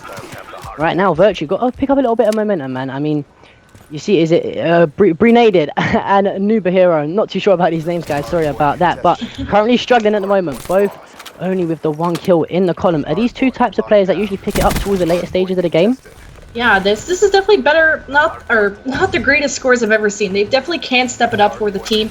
And I mean, just on the other side, you have Shooter that was 11-5 currently, almost double positive. And I mean, the 3-piece on the hill, and Curly is just able to clean up right afterward. And Blush is a very, very dominant AR. She's using the VMP right now, but you can just show how adaptable she is to just switch these weapons up whenever her team needs it. She also has a Cerberus and a Hellstorm in her back pocket from that last little kill streak she went on. This is going to be pretty devastating whenever she chooses to lay that Cerby down. Yeah, that Cerberus can come into play near enough on any types of hills. Obviously, the Hellstorm, a really good kill streak to have in your back pocket, can take the player off spawns or out of a power position. And you called it, Jen. You said Blush was the person to watch. I mean, she is 9-5, but however, you got to give props to Shooter, man. Currently sitting at 13-6. Does slide in there, gets a kill on Bossy, and it looks like it is going to be a good defensive hold so far from LG. Yeah, now Shooter's going to be on the hill, but just like that, she gets taken off, and Classic Cruz takes her spot, but trades go in as she goes down as well. Noob Hero and Bossy trying to stay on the hill, but it's been an absolute bloodbath for the Control. And Lethal Lady look like the survivors, or Lethal Lady is one of the players. Lethal Gaming is the team, and that's going to start confusing me. Either way, Lethal Gaming's now on the hill, and they have a pretty commanding lead of 70 points and growing as Blush still having the Cerberus in her back pocket, which, I mean, they got a pretty commanding lead, but as soon as she throws that on the board, it's going to be pretty bad. I mean, of course, Cerberus take a while to travel around. Of course, Evac is pretty a spread out map, so maybe she'll lay it down in the middle of the hill, so maybe it can travel easily to that next kitchen hill. Either way, this is a very, very devastating lead here for Lethal Gaming. Yeah, and this could end up getting out of hand here if the girls from Virtue doesn't step up. They need to step up, and they need it now, but it is all red in the kill feed as the guys from Lethal Gaming, the girls rather, sorry, that's just a typical caster's mistake there. My apologies. As you have got Classy and Bawsy, does contest the hill. That's a good break. They need to hold the rest of this time. Well, like I said, as I say, that Shooter gets 2, Curly gets the other, and right now is nothing but red in this kill feed. Yeah, and this is approaching that 100-point mark as Blush finally lays down that Cerberus in the middle of the map. Hellstorm still there, of course. Bossy's still trying to rack up that hill time and stop these players from Lethal Gaming from coming in, and the heat wave does drop that player along with Classy. Crystal's trying to contest the last player from Virtue here, and she needs to try and circle her way around the Cerberus, but that's not going to be the case, as hopefully Virtue can get those EMPs out to drop that Cerberus pretty early in the game, because this is a 100-point differential. I mean, it's not impossible to come back from, but it's a lot of pressure on your shoulders to get control of most of these hills and not let Lethal Gaming touch any of them. Yep, exactly right. Now Virtue just being absolutely outplayed, out-rotated, everything going right for the squad over on Lethal Gaming. And You said it, Jen. You said they need to come up huge, Virtue. They need to get some hill time, and they need to get it now, because if Lethal Gaming end up taking the rest of this 40 seconds, you're going to be looking at possibly entering either the 100-point or 50-point club here from Virtue. This could get very messy very quickly.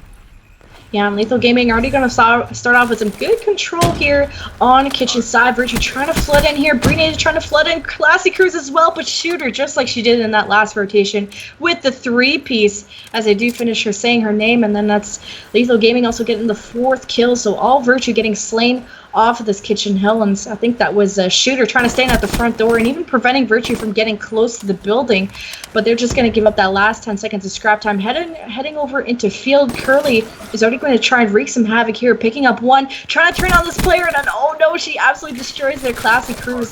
Breenade trying to stay alive here, but just like that, Lethal Gaming getting the last bit of scrap time, and just like that, breaking the next hill. Yeah, that was a huge play there from Curly. Picking up one on the blue dumpster, absolutely turning and ripping that second player's head clean off their shoulders. But right now, Virtue currently in the favourable side. You can see them 2 red arrows from Virtue Gaming spawning all the way out. This is what you wanted to see, but it looks like it's going to be a little bit too late to start making these plays here from Virtue. Yeah, it's getting to that point here. Let's see what Breenade can do, opening up with 1 kill, and LG having 2 of her teammates down. She needs to turn on this player. There goes Shooter. But the laser sight, it's good for closer range, but they need to set up those ARs on a field hill like that, and they haven't been getting that much time. As I mean, just the aggression out of Lethal Gaming has just allowed them to have so many points here, and Curly's going to have the last bit of scrap time here over on field before we rotate over to green, which is going to be another bloodbath, very contested hill as we saw in the last rotation here. Nubia is going to set up on this top glass area and try and pick off these players as long as their teammates can sit in the hill just like Breenade is doing now. Yeah, I mean, that's what we talked about. We talked about getting a little bit more hill time, getting those power positions, but it does look like it could possibly be too little too late. However, this is a nice defensive stand here from the girls over on Virtue. However, it's got to be near enough perfect hard point from here on for the rest of the game. But, I mean, Jen, obviously you know these players better than I do. Can you see that? Can you see Virtue bringing this back in any way? It's hard to say, they're on paper, they're at the bottom of the standings, and Lethal Gaming at the beginning of the season, if they didn't have a bunch of, forfeits and losses, honestly, they'd be one of the top 3 teams, and even picking up Blush, I was maybe worried about how that substitution was going to go. Can she pick up Terry's, really dominant AR role and kind of leadership that she brought to the team? Seems Blush is doing just fine, 21 and 14, currently 2.5 minutes in hill time. She's picking up that objective role for the team, and honestly, I could see this going 3-0 just by how badly this hardpoint really went for Virtue. But maybe in an S&D, different game mode, can Lethal Gaming slow it down? Can they play concisely and strategically as a team? Or are Virtue just better at that? It's going to be all up to how that S&D goes. And if Virtue drop that S&D, I think that's going to be the 3-0. Yeah, exactly. Completely agree with you there. It's kind of similar to the European scene. Some teams are so dominant on the hardpoint just because of pure individual raw gun slaying skill. However, some teams fall apart where they just don't work well together in a team in a strategic game mode. Obviously, with the hardpoint, you've got to get the rotations on point, but it's a lot easier to play hardpoint if you've just got really good individual gun skill. Whereas the game modes, like you said, like the Search and Destroy, the Uplink, and the CTF, a lot more team play goes into it, as there's currently 2 points left on this hardpoint. It literally has to be picture perfect hardpoint from now on. If the girls over at Virtue are going to come back into this anyway, Curly misses some shots there on Bozzy as she gets taken down. Kyo, though. Is it Kyo or Kaio? Guys, I don't know the names Kyo, here. yeah. Kyo, is very hard to pronounce these names as I say that. Breenade does get 2, but Blushy. Jen, this is the first time I've ever casted over Blushy, and oh my god, she finishes the game with a 3-peat. Oh my goodness, and I mean, that's so many 3-pieces we've seen out of Lethal Gaming. You had Shooter, who had 2 3-pieces in both Kitchen Hills, and now we're going to have a final kill cam featuring a 3-piece here out of Blush. And just looking at the stats here, of course, Shooter 34 and 24. And I think she was the one that dropped the Serbi down as well, and a whole bunch of kill streaks out of Lethal Gaming just in general. And Breenade is the one on Virtue kind of standing out to me, 27-27, but all the hill time going to Classy Cruise with the 12 defense as well. So Virtue putting up some okay numbers. I mean, Breenade needs a couple more Breenades on the team with that 27 kills, and maybe Classy Cruise did a kind of good job with 27 or 23 and 27, but just absolute dominance there out of Shooter, just maybe just shy of the 40 bomb. But heading into the S&D, like you said, kind of the hard point is individual gun skills sometimes. There's some teamwork, obviously, but that's where your individual play really shines. But in S&D, it's all about that communication, that teamwork. That's when all these key values and virtues come in. And let's see if Virtue can maybe make a comeback here. We're going to go to a quick intermission, and we're going to be right back.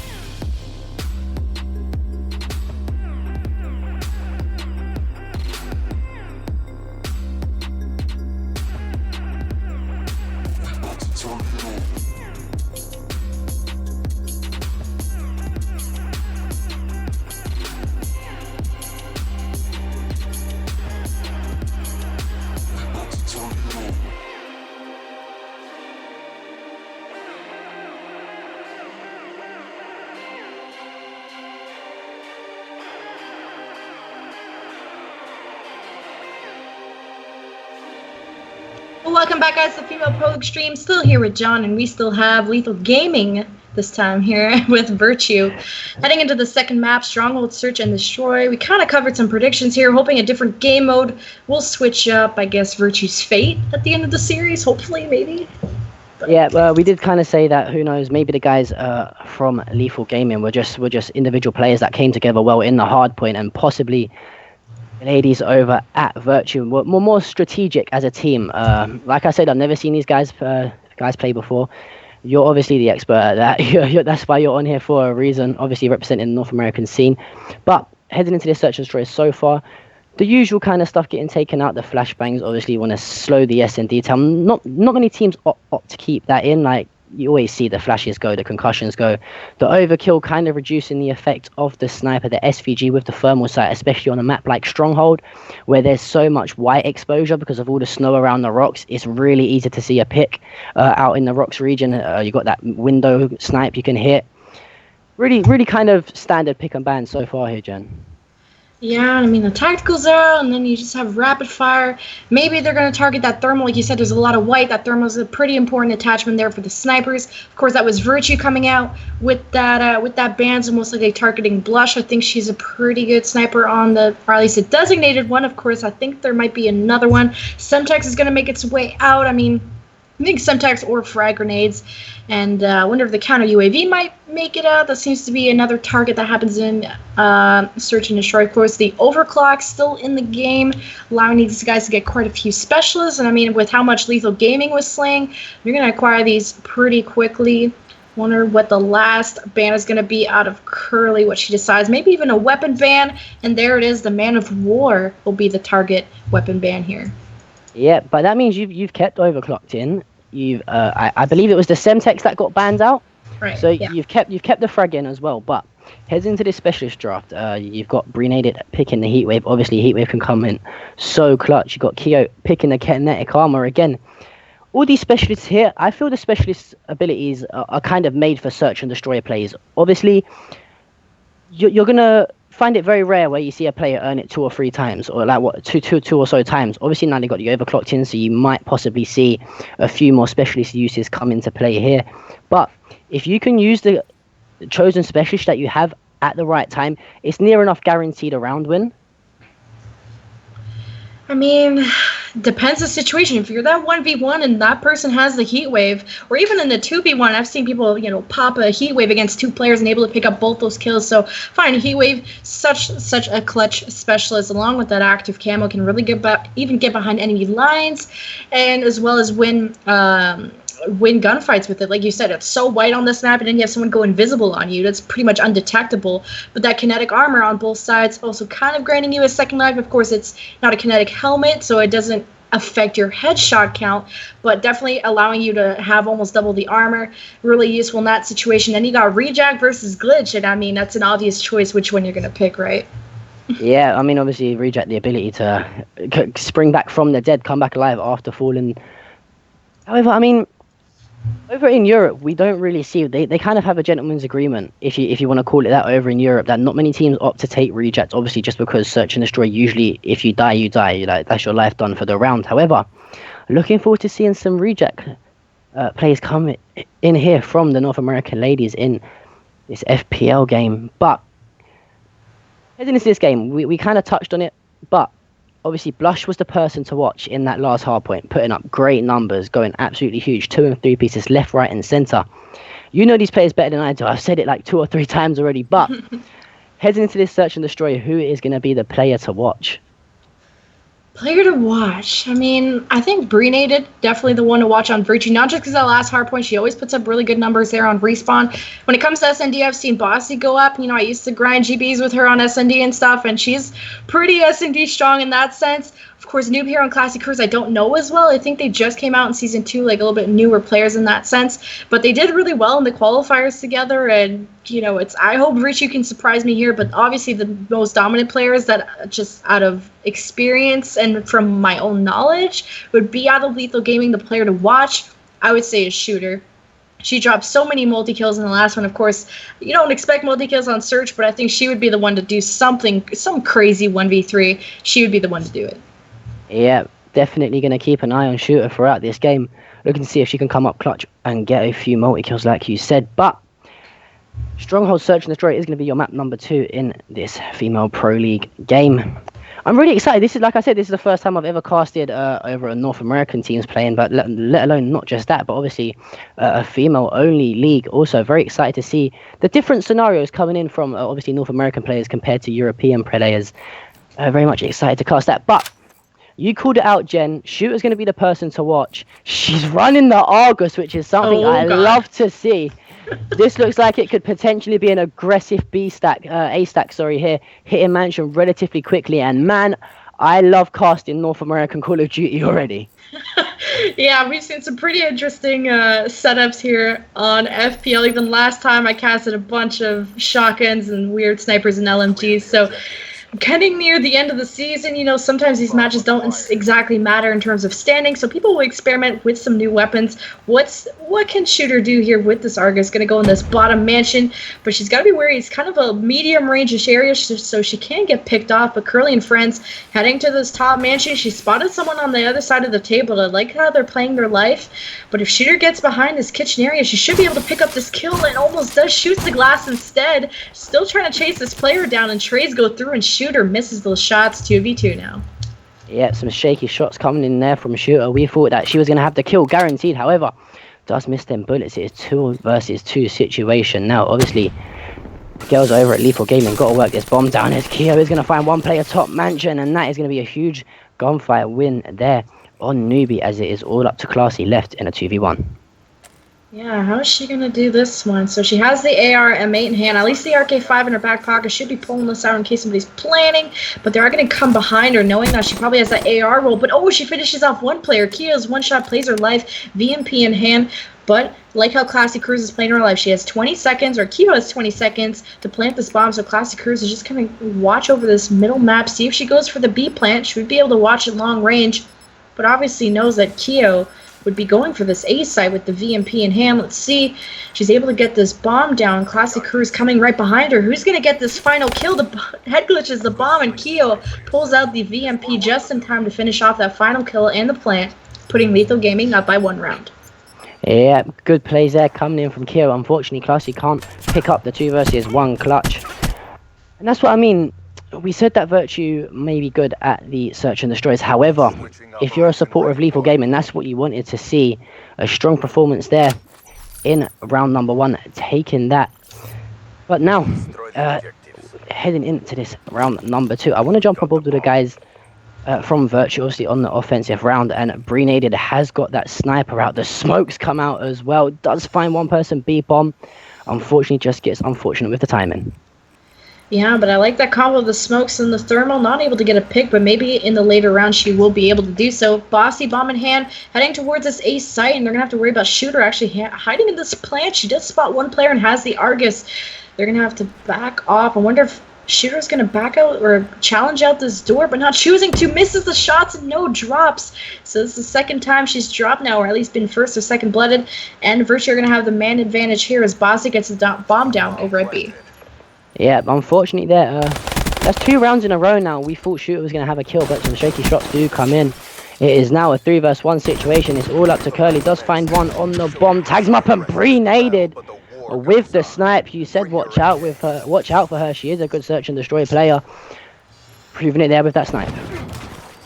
Yeah, that's pretty scary going against, I'm guessing that's a VMP player.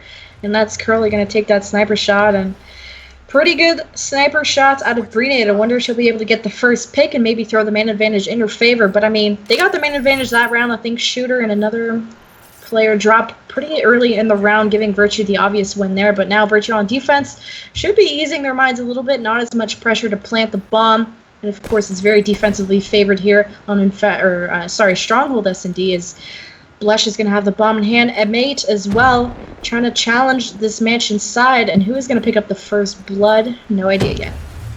Yeah, it's it looked like LG was going to get a bit aggressive there. However, it does look like they've slowed their push down, looking to get a bit more aggressive now, as Keo does pick up that first blood on Newbie, and Shooter also picking up a pick on Breenated. 2 versus 4 situation right now. Bawsy with a huge gunfight win against Blush. Can she find the second? She does. Great shots there coming in from Bawsy, taking down Curly as well. And from a 4v2 situation, we're down to a 2v1 now. I mean, just judging off that 2-piece there from Bawsy, I think she's in a really good position here to cast this round. Hasn't got a lot of time to work with. Doesn't look like she's going to go for that bomb. I'm pretty sure the ladies from LG know where the bomb is. Yep, Keo is sat directly on that bomb. It'll be interesting to see, even if Bawsy can just pick up a few more kills here. See if Bossy can get the ace, and I mean, Shooter's gonna pick up the bomb and get it down. Bossy's just there on time to stop it. Went around the corner. No, she just slides at the worst timing ever. If she would have kept preening, maybe she would have won that gunfight with the head glitch of the car. I'm not really sure either way. Bad timing, and Lethal Gaming will be up by 1 round. And Keo, final kill cam here, and also featured with the 4 and 1 and the plant to her name. And on the other side, pretty even stats out of Virtue. Greenade the only one sticking out. Of course, she's playing that kind of sniper role. You don't expect her to slay as much as everybody else, but she plays really great support and great map control in the middle of the map. I'm hoping that she can get a pick eventually and make her role a little bit more useful to the team either way. Bossy bomb in hand, heading towards this ace site. Let's see now what Lethal can do on defense here as Keo will be in this top bedroom place, and she is able to pick up the first and the second blood. LG have the man advantage now. Yep, Keo right now going huge for the squad, sitting at 6 and 1. As just like that, it's all up to Newbie. A 4 versus 1 situation is going to be met by one. That is Shooter getting taken down. Newbie's going to meet the second, and that is Blush trading that kill out. Lethal Gaming now lead 3-1. Yeah, 2 consecutive rounds for them. This is looking good. I wonder if Keo's near any streaks. I think the HC was banned out. I think the counter UAV is still on the board. I wonder if she might have that one. Maybe close to a dart if she has that equipped. I'll have to check her out. Maybe some specialists on the board too. It doesn't look like it's so far anything's popping out. Keo 225 off the dart, however, so kind of a little bit far away still. Blush, though, is going to have the bomb, and we're seeing a very interesting push out of Lethal Gaming, and they're heading towards this bunker side.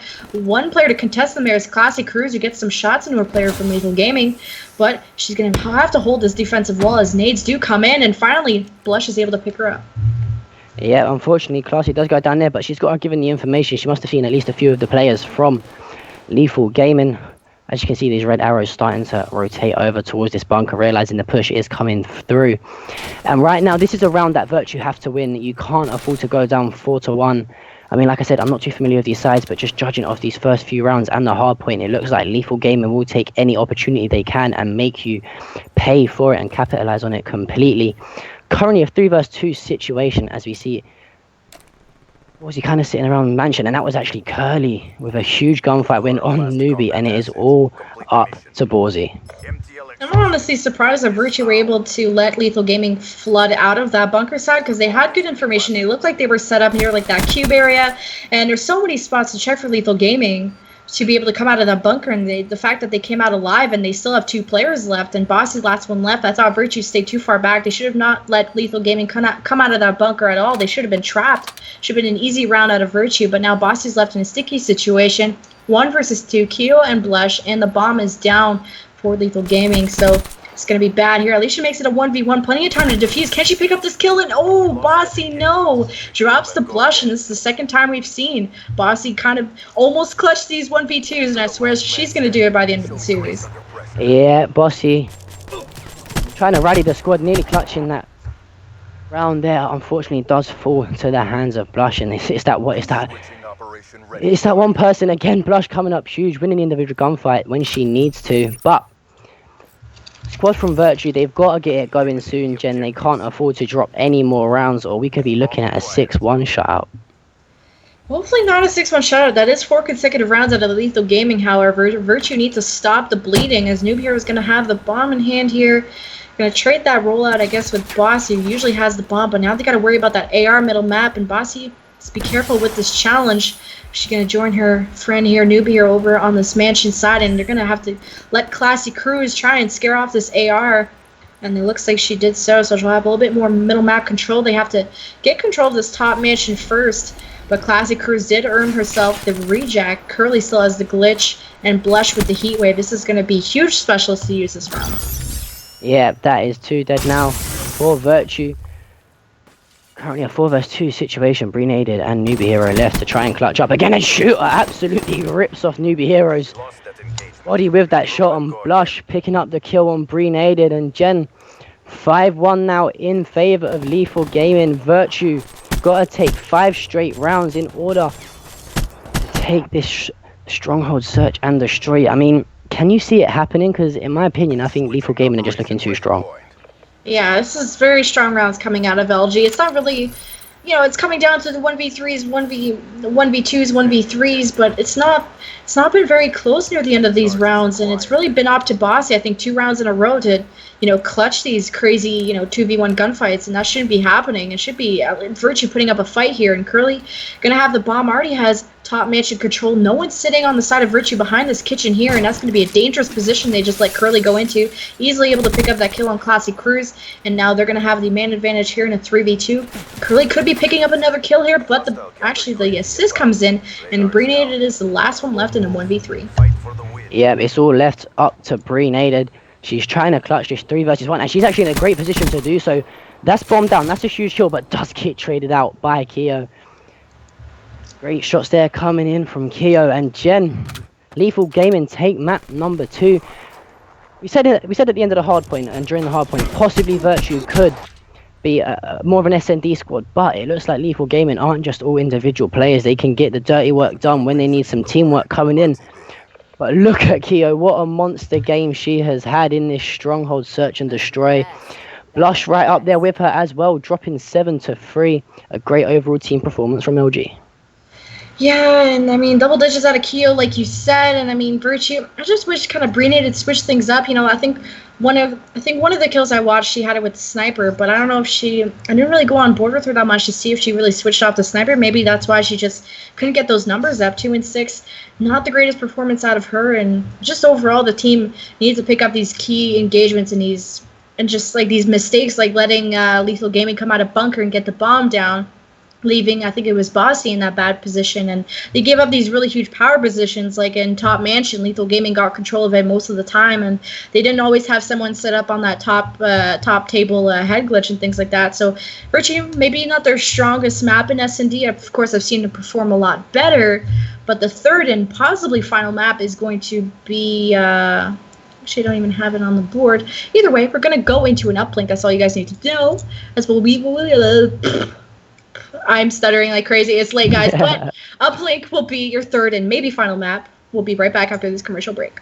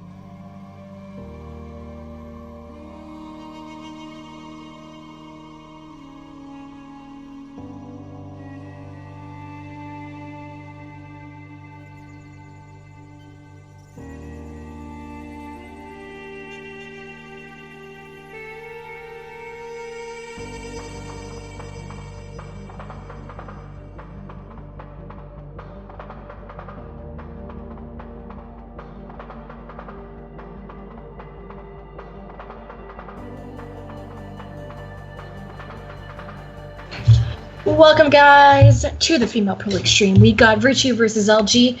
Possibly the final map here is the 2-0 series count so far for LG. Heading into Breach Uplink, I mean, it's been kind of disastrous so far for Virtue. I mean, I think it was a 50-point club or something like that. Oh, no, not even, sorry. Sorry, I didn't even make it sound that bad. It's 250 to 129, so way bigger than that. And then the S&D was 6-1. So Breach Uplink could be the final map, like I do say. The Band of Protects is loading up, and the Man of War, interestingly, gets taken out there by Shooter. Yeah, obviously the Man of War can come in such huge plays on a map like Breach as well. It's quite close quarters. You often see it in an evac. I do believe it was banned in the evac as well. Not too sure if you can quote me on that. But it'd be interesting to see if these guys over at Virtue and Lethal Gaming opt to pull out something like a HVK or an ICR. You see it obviously in the CWL Pro League. Quite a few teams actually pulled it out, so it'll be interesting to see if these ladies are kind of looking at some of the pros and taking some strats from them, because obviously that's why they're some of the best players in the game. But so far, pretty much standard ban and protects going in. You got the high cal, the rapid fire going, the stuns, the flashes. You also get that overdrive out. I mean, whenever I play some sort of like UMGs or wages, and I'm not the best player at all, that's why I talk over the game. There's a reason for that. But if I see what we're playing at Uplink, Camo and Overdrive are my first two picks, because if you pop them two specialists, you're near enough guaranteed a dunk or at least a 1-point play. Yeah, same situation with the Heatwave or the Active Camo. They kind of trade that role right before a dunk, able to just buy yourself a couple more seconds, or just, concuss, like with the Heatwave or Active Camo, just go invisible and dodge all the bullets. Huge for dunk plays there, and Breenated and Blush are going to pick up that. Kinetic Armor also made it through in the Banner Protect, so that's usually a specialist you would see targeted once in a while. It really depends on the team's preference, but Keo and Classic Crew is going to pick that up, and the Scythe versus Annihilator are going to be the ones standing out there. Noob Hero versus Curly. So, Noob Hero in a Breach, it's good. I mean, Uplink is pretty fast-paced, but Noob Hero could still set up on like top ACs or top broken, kind of that long range. But Curly's has a more movement with that Annihilator, so I expect her to maybe pull that out in that drone spawn area, or kind of wander around in that middle map and really make her subs feel comfortable with that Annihilator. And it's got a really good range on it as well, so it kind of plays that more mobile Scythe kind of thing. But either way, those are the only two specialists to be taken out, and it's all situational how they're going to be able to pick up kills with it. Yeah, exactly. Definitely going to keep an eye on Curly to see if she can earn that Annihilator throughout the game and see what plays she can make. But it's kind of interesting to see that these ladies aren't opting to take the Tempest at all. Over in the European scenes, even with the female teams that we do have over in Europe, we still kind of see some Tempest kind of plays. Obviously, we was kind of speaking off stream there how different it is between the North American and European regions, the way they play the game and their strat calls. But as we wait for this last 15 seconds of the creator class to tick down, heading into this Breach Uplink here, Jen, I mean, we saw pure slaying from the side of Lethal Gaming in that first evac hardpoint, and then we just saw a great demonstration of teamwork. I really wish we could have sort of like heard their communication in that search and destroy, because it seemed like they had every single push down to an absolute T. But I'm going to say it again, these teams a lot better than I do, so you'll know a little bit more about how this map will be played. Well, yeah, I mean, just judging by the sort of communication, kind of like you pointed out of Lethal Gaming, how they had all their setups perfectly, and I really do think that this is going to be the same situation. I bet someone's going to jump on the drone, have someone top EC, really have these passes and these kills really set up in LG, and I mean, in Virtue, they had some nice plays here and there, but I just thought either some communication fell through or just some setups weren't the best, like kind of letting Lethal Gaming slip through the cracks and get these kills that they shouldn't have got, or in these power positions that Virtue weren't always occupying. So wonder if they can really match that aggression out of Lethal Gaming. Of course, that middle drone spawn area is going to be really highly contested of who's going to sit in that corner and get those multi-kills. I've really seen people pick up like quite a few two pieces and then run away with the drones. So Virtue just really need to focus on not dropping too many players to Lethal Gaming. And even though Lethal Gaming could slay more in some sense, they really just need to not drop those players and play strategically and play smart and not make too many mistakes here that Lethal Gaming can capitalize on. Jen, I said to you off stream, what I want to see some plays coming out, and I can see a Dingo from Borzy and a Shiva from Breenated. I'm really enjoying casting this North American scene right now. If this what happens week in, week out, as I am on board with Breenaders as she gets absolutely shut down by Curly, and already 3 dead from the girls over at Virtue. It's all up to Classy, and I do believe this is actually a 1-point play gonna go. That is an amazing solo play there from Classy. Yeah, she's pretty much by herself. Could have got pinched out by LG, but somehow Virtue were able to come out with a point on that, even though they had 3 players down. Classy Cruz making things happen all by herself, but full middle map control in favor of LG. Curly's gonna jump on that drone, gonna drop some teammates over on the frontal aggression there, but see if she can get the 1 point through on this top green area. She's pretty much lined up for it. Gonna see if she can make the dunk happen, and she can, but they gotta watch out. Virtue are set up on reset, and they have overextended through the middle of the map. Kyo's gonna already open up on a 2-piece, but Bossy should be jumping on this drone and making something happen, but no, it escapes her. Classy Cruz gets the 2, and there goes Virtue. Let's see if they can put some points in. Yep, 3 dead there as all players do come off the respawn, and that's what you wanted to see. The girls from Virtue really starting to pick up this lane, and as I say that, 3 do go down, and 2 points do go free fruit from the girls on Lethal. But right now, sure, opting to carry on using that Argus. I mean, she didn't do too particularly well with it. I believe she picked up a few kills with it in the search and destroy, but she couldn't be positioned in a better play to have this gun. 3 dead now for Virtue, and it's all up to Breenaded. Yeah, and the shooter was guarding this drone spawn so carefully with the Argus, and oh, finally she does pick up one with Brene. So maybe the Brecci, like you said, is, oh my goodness. Okay, maybe Brecci's not the better shotgun, because clearly she just got like 3 or 4 with the Argus. Curly's going to lead the way with the drone and get the dunk in. 4-2 in favor of LG. This is only a 1-possession lead, however, and Virtue are set up on reset here as Noob Hero is going to run away with it, hitting this wall run. Should try to at least throw it out for some yardage, I guess. And it does land in that LG spawn, and the dunk does go in, so that's a very interesting play to throw out for some yardage when you don't initially have that map control, because sometimes you can fall off the map, or maybe there's an LG player back there. Either way, great heads-up play there out of Virtue. Yeah, but 3 dead now for the side of Virtue, make that 4.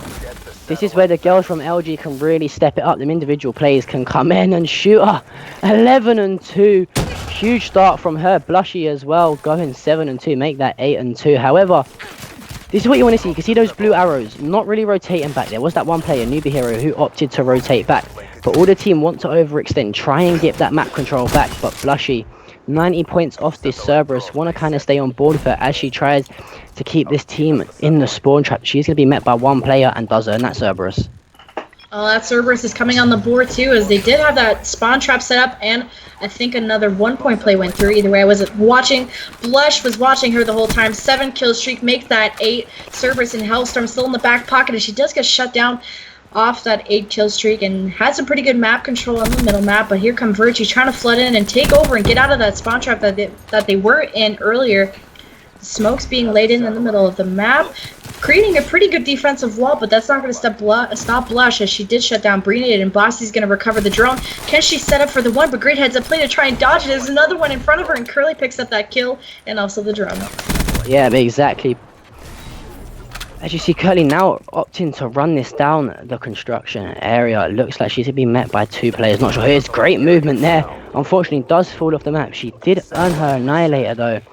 While running, you've got Kyo as well with the kinetic armor. You've got Shooter not too far off her camo, and that is a great play there. Unfortunately, Bawsy does pick up on that play. Blush does trade the kill out on Breenade. Kind of looking to see who's got the map control right now. It is the red arrows from LG. As you can see, Virtue's kind of got pinned back in their base.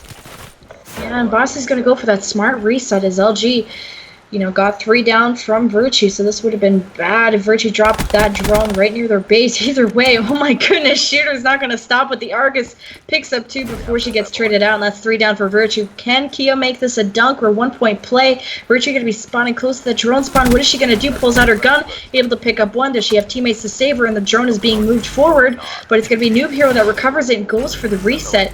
But LG could be trying to make this another relay. Blush could be jumping on it. 23 seconds left, and it might just be your final score going to the second half. 7-4 for Lethal Gaming. Yeah, they've got to get that ball into the broken. Oh my god, a great play there from Blush, turning Heatwave in the players, but that drone is going to fall off. And I mean, fair play to Virtue. I mean, they was on the less favourable side. You see, most teams, not too sure for the North American seed, but scenes, but I know, especially in Europe, we do prefer having that bottom broken side. You can get a lot of relays going. You can watch the OE through Palace. You can get someone in bottom broken, keep throwing them up the ball, keep passing the ball throughout the whole of broken, and really rack some points up. So, I mean, although Virtue did get outslayed predominantly in that game, they did really well to keep this within a 2-possession game. Yeah, and I mean, I'm surprised how close this game is compared to what we saw on the hardpoint in the S&D, where it's a complete dominance out of LG. It's still only a 2-possession game, like you said, and Shooter's still going to have that Argus. And, you know, we were kind of worried about her in the S&D. You know, she was not getting the best kills, or wasn't getting that as many as she could have. But then she was picking up 2 or 3 pieces, like almost every single engagement. Just like that, 3 go down for Virtue. Curly's going to jump on the drone and go bottom lab. Yeah, this does look like it is going to be a 1 or 2 point play go through, as Keo does pick up that kill on Borzi, but Lethal Gaming continuing the strong dominating performance here, heading into the start of this second half, currently up by 5 points. Obviously, if you guys are new to Uplink, you won't know that if you throw the ball through the pool, you do get 1 point. If you carry the drone through, you do pick up 2 points. So the squad over at Virtue needing 2 dunks and a throw, as Classy does pick up the ball, looking to run this down the map. Yeah, and a scythe on the map, and Keo's able to get 2. Classic Cruise falls off the map with the drone, and it's just going to reset right next to where it's the Cerberus making work in the middle of the map, and that's going to be tough for Virtue to get around. Maybe if they can slide past it, maybe, I don't know if smokes really affects the Cerberus's aim, but they're going to have to throw those EMPs out, get those ready, and Keo's going to be dropped with the drone. Or sorry, no, Keo drops someone with the drone. Noob Hero tries to recover it, and it is reset back in the middle of the map where the Cerberus is laying and waiting for them, and Bossy's able to escape the shots.